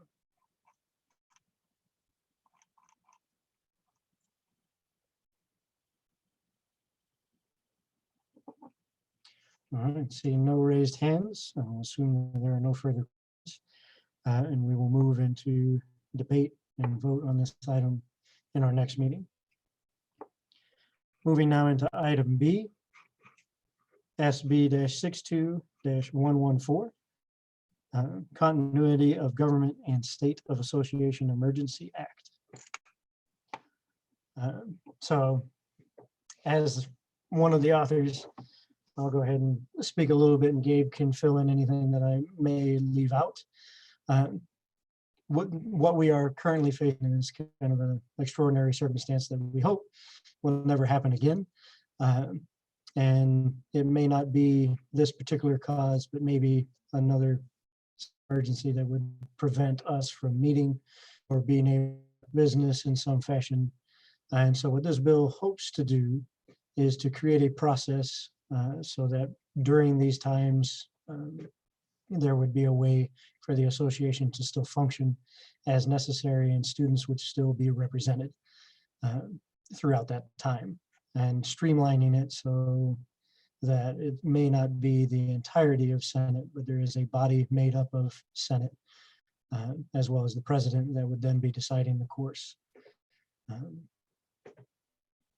Gabe, did I leave too much out other than what's in there? No, I think as we kind of looked at, this current scenario in which we are currently existing in, one of the things that we have been seeing from student governments all across the country is a massive fluctuation of what organizations are doing, right? So there are some organizations that have ended their sessions early and have directed the newer members, the newly elected members, to come in and do everything. There are some student governments across the country that are shutting down their student governments, so these students' voice isn't being engaged with. And there are various of some that are adopting language in which this piece of legislation will do. And when we think about in a potential emergency, it could literally be a spectrum of things, right? So you think about, knock on wood, but a tornado or that takes campus or something that, or whatever, that changes the operations of the university. Some of the conversations we had last week in the Rules and Admin group was, and then even beyond that, as we were preparing for this in early March, of how does the association continue to exist and govern? So as we kind of looked at our national partners, other student governments, our peer institutions, our aspirational institutions, and various other areas, this has been some language that we see to be missing, and some stopgaps in our own documents that seem to be not prevalent for us. And so, some of the things we talked about was, what if Senate couldn't meet because half of our group doesn't have access to Wi-Fi or a computer or anything like that to be able to meet? And we're still bound by COMA and CORA, so we still have, there's not that many leeways within those two laws that we're bound by because we use state dollars. So this was, as we kind of figured out, like, how do we best solve this? This was one of the potential solutions. So this would create the language to be able to exist. And then in turn, depending on where and what happens, then providing us with the potential for the continuity of the government to exist. One of the biggest things we talk about, and some of you have been in the association before, some of the biggest things we talked about was, how does the student government continue to serve students? How do we continue to serve our people? And that's beyond this part of it, right? The Chakra Support Locker is a part of the organization. So how does that continue to serve within the bounds that the bylaws and statutes give us? How do elections continue to exist under the bounds of our bylaws and our statutes as well? So that's what this language, Michael, exactly what you mentioned, and then those additional caveats to that. Hopefully that makes sense. Thank you, Gabe.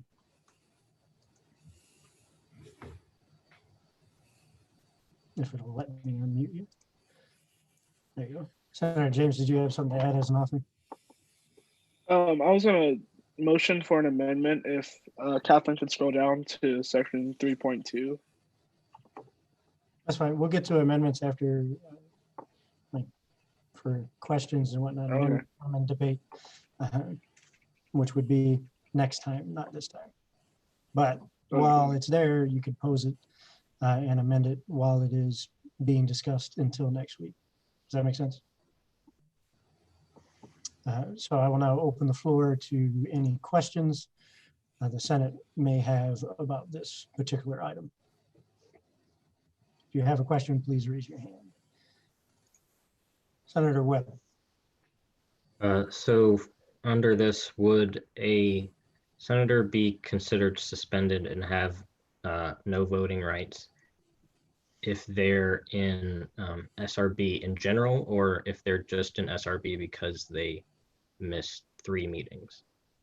I think you're on the wrong bill. I do believe you are on the wrong one. Oh, dang. It's like, this one does not have anything on SRB, I believe. It is on your Scratch screen. that. I shared it.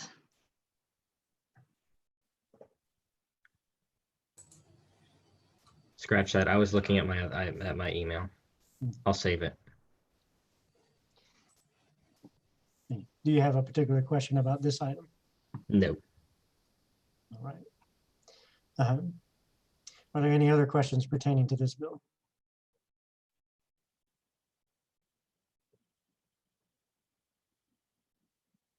All right. See no additional raised hands. We'll move into debate and vote on this item in our next meeting. So I was informed that our next item, item C, SB-62-115, has not passed committee, and thus it cannot be here on the floor tonight. So that item will be stricken from our agenda. But there is another item that was forgotten to be added. And Robert's Rules does allow us to add one if it is motioned and approved or seconded and then receives a 2/3 vote. And this particular one is for this essentially the association's response to the COVID-19 hardships, where I do believe the author was the treasurer. And there also, I think the president was on it too, Reagan. No, it was the treasurer and budget and finance. And budget and finance, thank you. That authored this to try and, if I remember correctly, to help out those who may be facing hardships during this incident. So at this time, I would entertain a motion to add this to the agenda so we can talk about it tonight. If you would like to make that, Senator Radcliffe. I would motion to add that. Thank you. Does require a second. If you would like to second it, please click yes. I saw Mounts. That's correct, Senator Mounts. First, so it has been motioned and seconded. So all those in favor of adding this to tonight's agenda, please click yes. Against, no. Abstentions, go slower. Again, this does require a 2/3 in order to be added.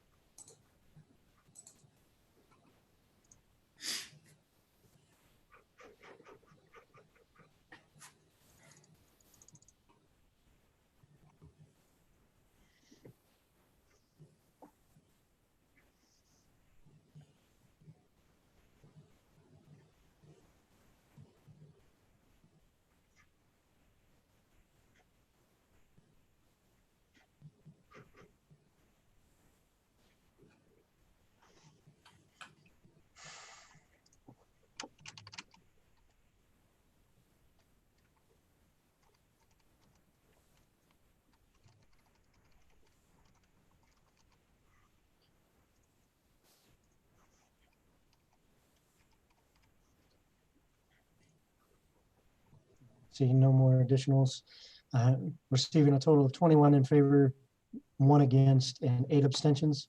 It does meet its 2/3 requirement, and we will add it to tonight's agenda. And since we are at the end, we will move directly into that item. Kathleen, do you have a copy of that one?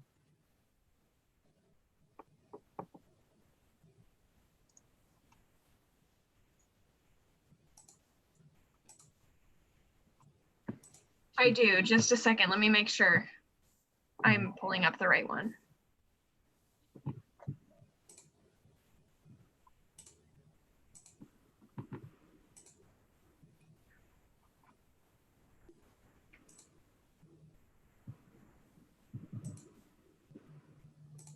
Yes. Where you at, Colin?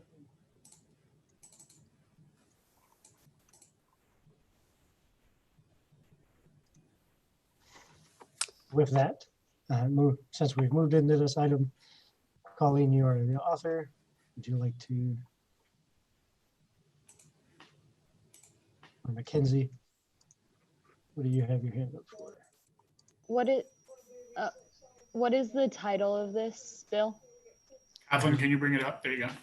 Thank you.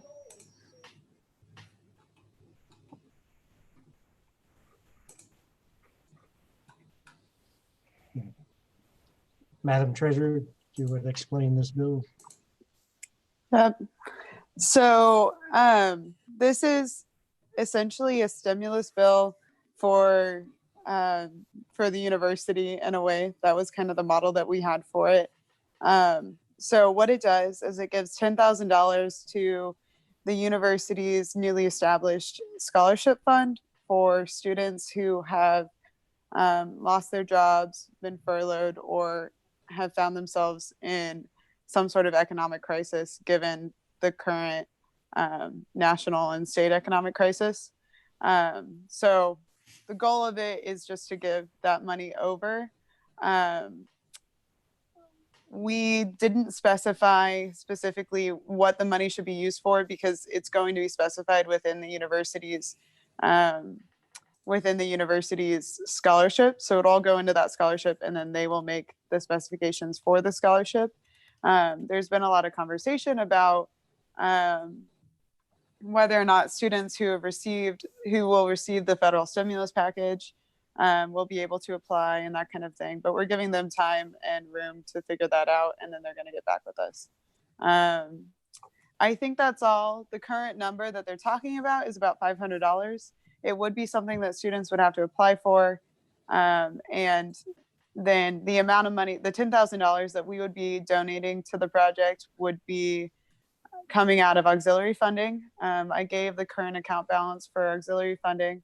And then the other thing to keep in mind is that some of the organizational and individual funding that we have already allocated out will not be used because people aren't going to conferences or aren't hosting their events. So that amount may even be made up. And yeah, so that's all I have, I think, for this bill. Is there, if you have any questions, I'm open to questions. Are there any questions for our author? If you have a question, please raise your hand. I think while you're waiting on that, to clarify with what Colleen mentioned, we would probably be leaving this session with all the unspent money, probably roughly, and this is a super rough guesstimate, about $52,000. And so, traditionally, as we talked about, and for some of our newer senators, you weren't around when we talked about this, but whatever money we don't spend rolls into our reserves. So traditionally, with this year, we're more than likely, if our projection is right, and Colleen and I will go back to look at it, we're roughly going to leave the session with about $52,000 that will transfer to next session. And to speak to that, it's really difficult to estimate right now just because we don't know how many students are good. I gave any student that we allocated funding to the option to possibly, that we may be able to help them out if they did book their flight and that kind of thing. So there will still be some costs in individual funding. But yeah, it just depends on how it all plays out. So. Senator Ratcliffe, do you still have a question? I was just going to make a motion to pass by unanimous consent. So we haven't gotten there yet, but you're more than welcome to do that as soon as we move into the debate. Are there any other questions for the author? Oh wait, one last thing. Sorry, one last thing. It seemed timely just because they need to get going on it. So it's fine if people want to push it off, but that's why it seemed timely. Okay, that's all. Thank you. Thank you, Madam Treasurer. And seeing no hands up for additional questions, we'll move into the debate period, seeing as this has been marked timely. Is there anyone wishing to debate at this time? Senator Ratcliffe. Now I will proceed to make a motion to pass by unanimous consent. Are there any objections? I didn't notice if that yes was already there. Aaron Mounts raised his hand. I don't know if that means something.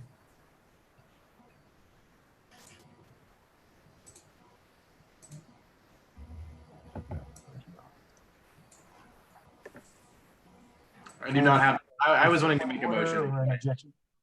Yeah, I was going to make a motion earlier, but I became apparently lagged under. So. Okay. So with that, the motion has been made to adopt this with unanimous consent. If there is any objections, please click yes now.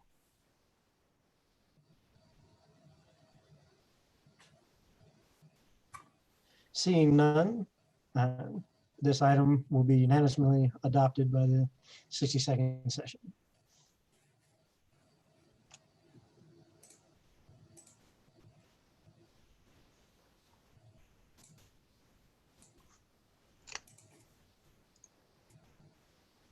Colleen, you had your hand up. Yeah, sorry, I raised my hand on video, but not virtually. We need to add in the vote from BNF at the bottom. It was Yeah, 5 I to did 0 that. to 1. Okay, awesome. Thank you. Senator Madden. Yes. So since I just basically want to clear up what's going on with, what was it, Senate Bill 15. It was said that that didn't make it past committee. I feel like I've been talking with Gabe, but I feel like now, since we're in the video, would be a good time to clarify. Did the committee like kill that bill, or have they just simply not reported it out yet? Gabe, do you have an answer for that one? I don't. That's a question for Senator Ezel. And Senator Ezel, you're taking over currently for Senator Khan. Hey, so, since Ridja is out of the country right now, I've been taking over the chair duties, and I was confused on like how exactly to report out votes, so I do apologize for that. But yes, we did vote the bill down in committee.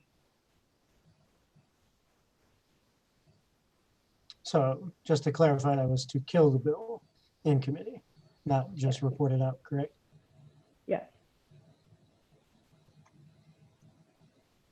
Senator Flores.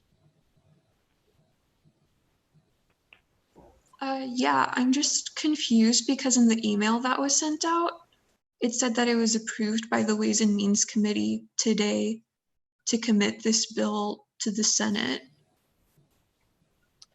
For the email that I sent out? Yeah. So many out today. Yeah, it says on like. Or not today. So I mentioned that it was there, and if you look on the agenda that I sent out, it even has for 115, if passed by a committee prior to meeting on the agenda. Okay. That I sent out.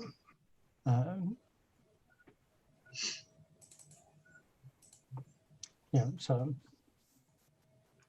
I'm not going to waste time looking up for my email, but if I did specify that it had been passed, that was my mistake.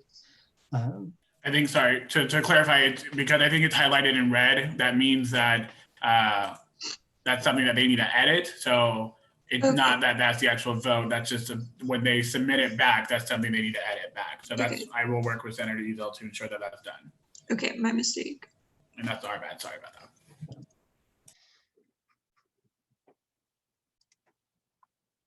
Senator Madden.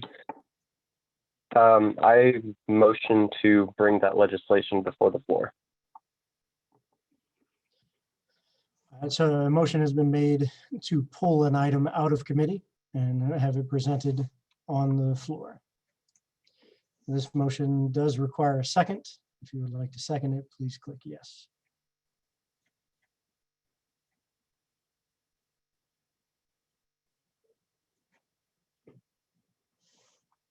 Senator Day with the second. In order to do so, it does require a 2/3 vote to pull it out. So all those in favor, please click yes. Against, no. And any abstentions, please click go slower.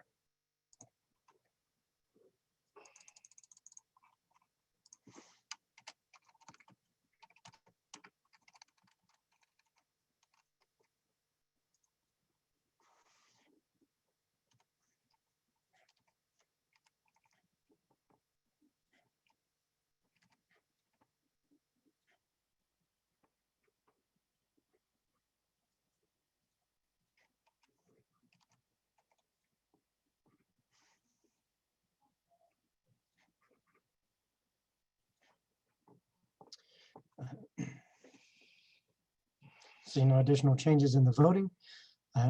This item fails, receiving 6 in favor, 16 against, and 8 abstentions. So this will not be pulled out of the Ways and Means Committee and discussed tonight.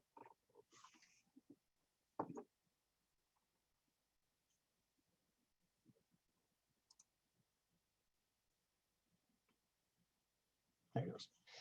Senator Zacharias. wondering if I was able to ask a question to Chair Ezel on the justification for the killing of the bill.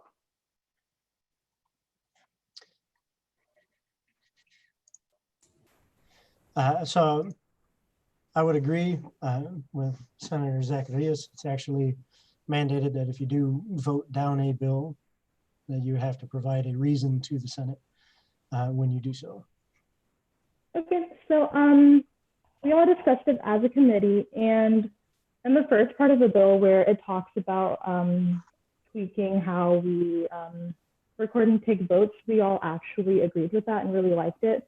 It was the second part where we strip senators of their voting rights if they're sent to SRB that we disagreed with.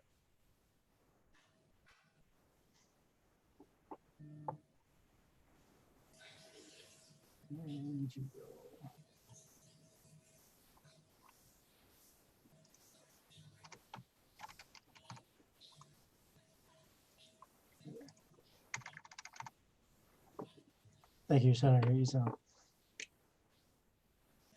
With that, we have no other business on the agenda. So we'll move into item 11, remarks and announcements. If you have a remark or announcements, please raise your hand and we will get to you in the order that you have raised. Senator Kirk. Yes, I just want to give a quick update on myself. Since leaving school and going back home, my health has been going up and down like a stupid roller coaster. The chemo that I am on has gotten more intense. There are days that I feel like I'm about to fall over. There are days that I feel like I'm about to freak out. Today has started now becoming a kind of a very wearing day. However, positive news is that the mass on my liver has shrank.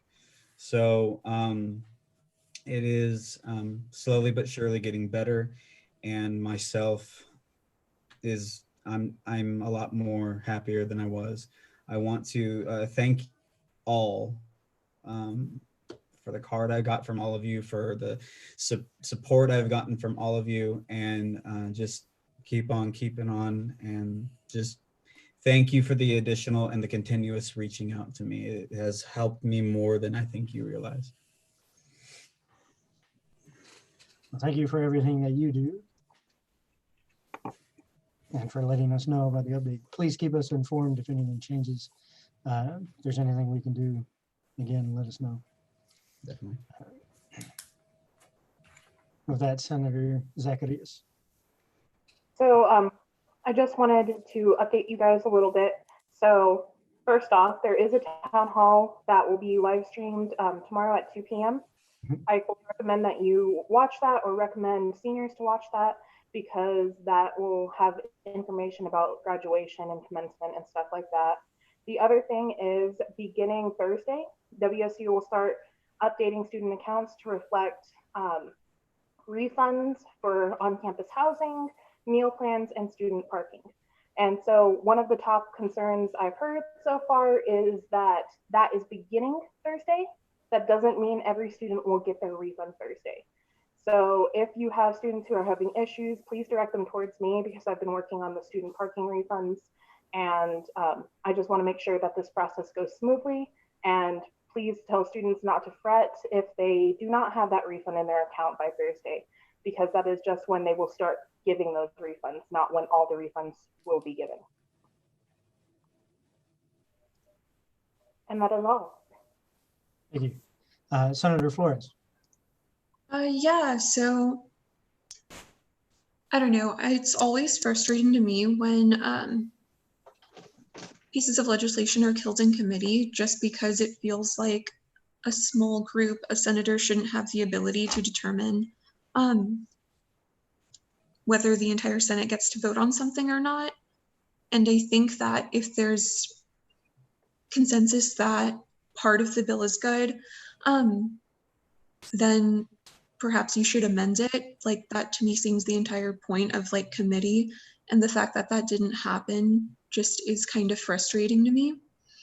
And so I think that perhaps that should have been elaborated on more, in my opinion.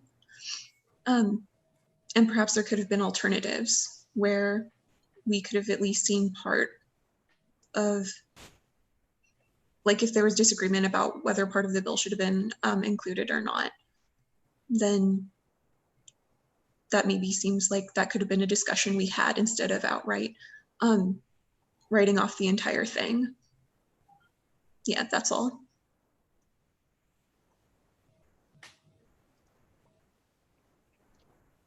Senator James. Yeah, so I just wanted to give a shout out to Maribel. She received the Student Award for Phenomenal Women. The Office of Diversity and Inclusion does an annual Phenomenal Women Award where they recognize women for their accomplishments and contributions to the community through their scholarship, activism, and commitment to excellence. And I just wanted to let Maribel know that we are proud of her and just congratulate her for doing great things. Thank you for that info.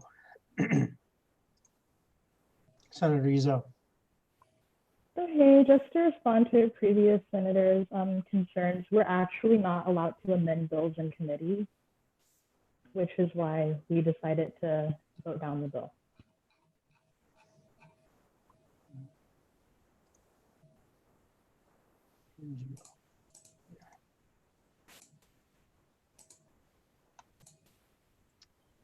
So before I move to the next, remember, this is a professional setting. If you have an argument, please get with those individuals and discuss it. Senator Flores. Yeah, so I just wish that there could have been that dialogue, just because it is frustrating as someone who had a lot of discussions and didn't have the chance to sort of explain things and put a lot of time into something. So in order where it was not able to have a chance to be discussed, yeah, that is frustrating.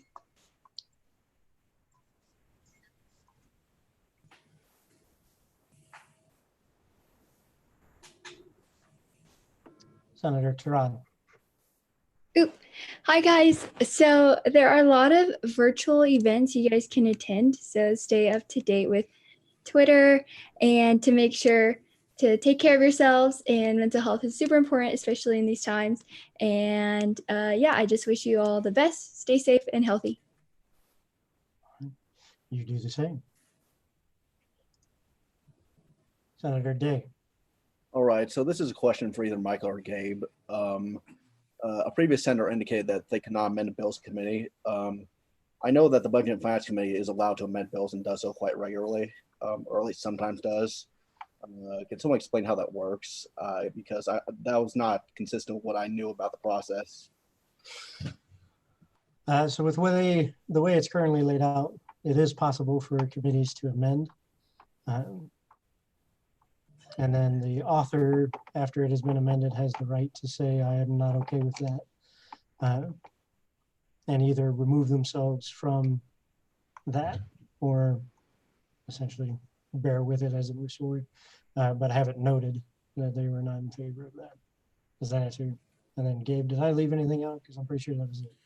No, that's correct. We will work with the committee to process that if there are changes to it and if it's resubmitted. But I think for now, I would advise us to just go ahead and move on from it. And then we'll just continue to ensure that we have better practices in place with the consistency across with our language and work with the committee and or authors should they decide to resubmit it. Thank you, Gabe. Senator Ritchie. Hi, I want to thank everyone for the support that they had for me during my recital prep time. That happened the Sunday before the university shut down. I was very thankful that I was able to get it done, and I passed my recital. So thank you to everyone that was supportive during that time. Very stressful, and it's still on my personal Facebook. So if you haven't checked it out and would like to, you can go to my Facebook, and the live stream is posted. Thank you again. Not a problem.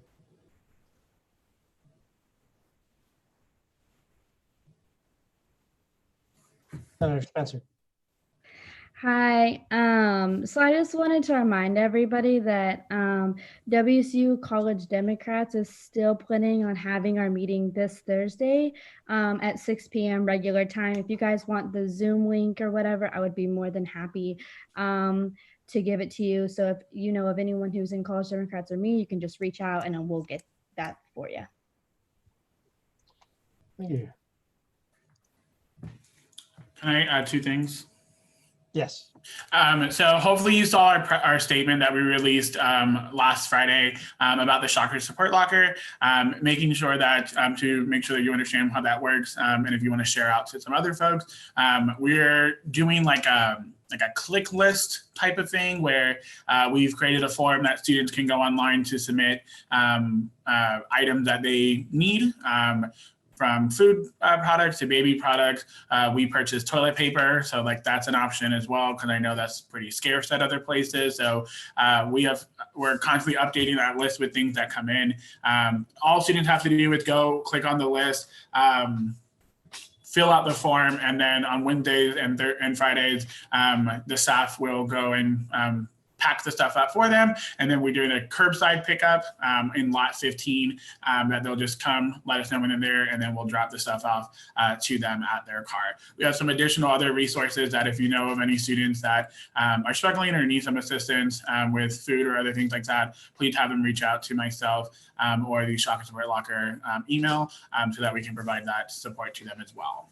And then the second thing, hopefully you saw the other statement that went out about elections. We're postponing elections until April 13th to the 15th. So just 1 week behind in hopes that we'll have that taken care of and done as well. And then last thing, I said two things, but last thing, if there are other issues that you are all hearing or other concerns that you're all hearing, even after tomorrow with the town hall that we're hosting with a few campus partners, please reach out to Nancy or myself so that we can troubleshoot those concerns. The association is still constantly taking questions. We've posted emails and things like that for students to utilize.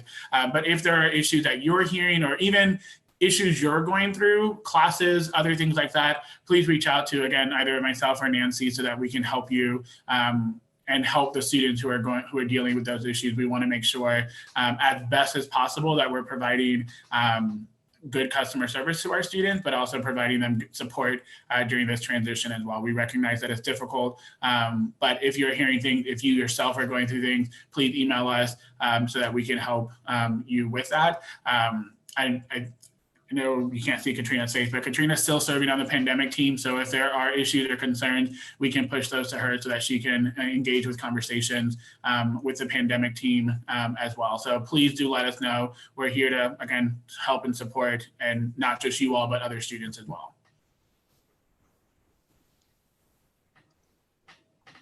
Thank you for those updates, Gabe. Yeah. Senator Sanchez. Yeah, I just wanted to say thank you for the shout out. That was good. A good little surprise in the middle of craziness. And then one, it was mentioned to us on a Senate meeting before, but if you haven't filled out your census, do that. And then if you haven't, or if you, I mean, you can't change your answer, but I did find some more information about like the whole race and ethnicity questions. I know it's like a lot more frustrating for like us that identify as Hispanic and or Latino, how that's an ethnicity rather than a race. But you could, I found out that you could have like put like yes on the ethnicity question for Hispanic, and then also put other and put whatever Mexican, Puerto Rican, Venezuelan, whatever you wanted to do for the race. So for future reference, I just wanted to share that because I know there's a few of us who might have not known me included. And then the second thing is I've been tuning into a lot of cool podcasts. So if you guys want something to do to alleviate some of the stress, there's some nice podcasts that has sparked some creative thoughts in my own mind. So let me know if you want some podcast recommendations. Can you put those in the Facebook group, because I want them. All right. Thanks. Senator Mounts. Alrighty. So one thing I noticed is a lot of our professors and like staff and faculty and things like that, they don't, I guess, know that there is like a Zoom premium that is offered to faculty and staff. Both of my teachers were not aware of this. They started doing Zoom classes So I luckily reached out to Gabe and got the link to send them where they can apply. But I will post it in the Facebook group.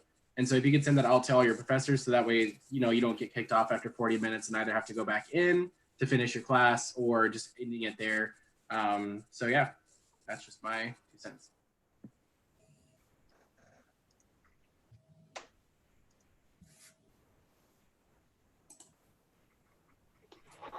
So folks, oh, yeah, okay.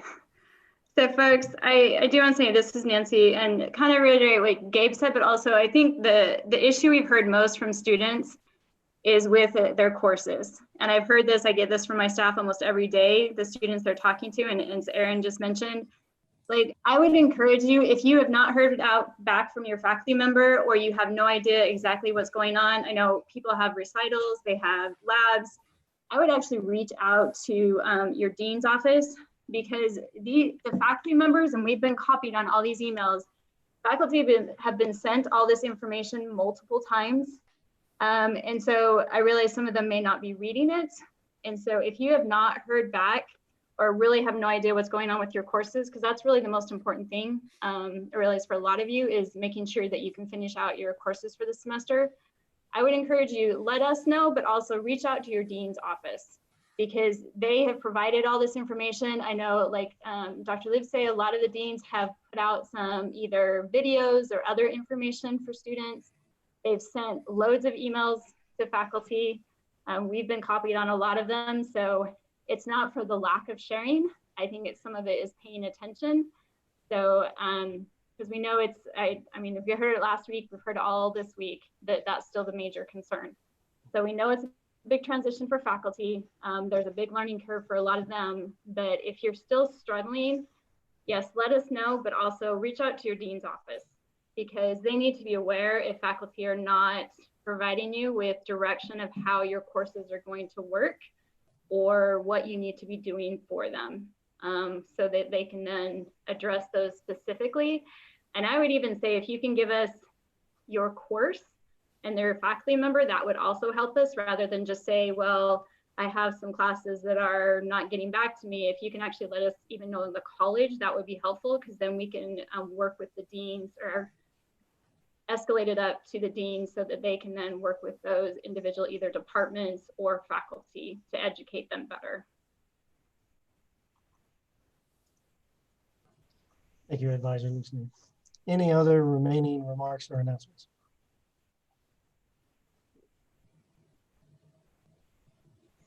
Seeing none, I do have a couple. So I know I saved the best for last. So good news for senator hours. For previous, I've decided, you know, it was kind of difficult with all of the stay at home and whatnot. It's not impossible, but it is a lot more difficult than normal. And then with spring break and whatnot. So the senator hours that are due tonight at 11:59, I have waived. If you have done them, go ahead and submit them, and I will add them to your record, but you are required to submit 0. Or there is no requirement for a submission for this week.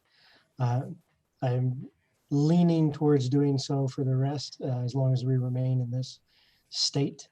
But it may, I don't know, like reduced is kind of, I don't know, not necessarily beneficial, because it's an hour. Reducing it would be kind of like a half hour. So that's kind of where I'm at right now, is debating whether I reduce it further, because you're restricted to essentially online interactions with your constituents, as well as the university, or just essentially waiving them until we are out of this state. But currently, for the hours that were due, I have waived those, so you don't have to submit any. But I do encourage you, if you have done work, to submit those, so those can be recorded. Yeah, I think that was the only one I had, actually. Sorry. Or no, there was one. Sorry. One I'm kind of excited about. It's in my report if you read it. But the one I would like to put out there is the movement on the community garden. So even though we are at a stay-at-home-ish, boxes for planter boxes for the garden have been created. Some of them have been put in place, not necessarily installed, but are over located where the garden is. I dropped off a couple of mine that I made, and that's when I noticed that they had been there. So the carpenter shop did some amazing work with some of theirs. And then I think they're almost all done, if not already done. And then we need to put topsoil in. Obviously, inviting people out to help plant is a no-go right now. So we have postponed that for now. So our original open date has been postponed. But I just wanted to share with you that it's almost here. So I'll give one last chance if anybody else has a remark or announcement before we move forward.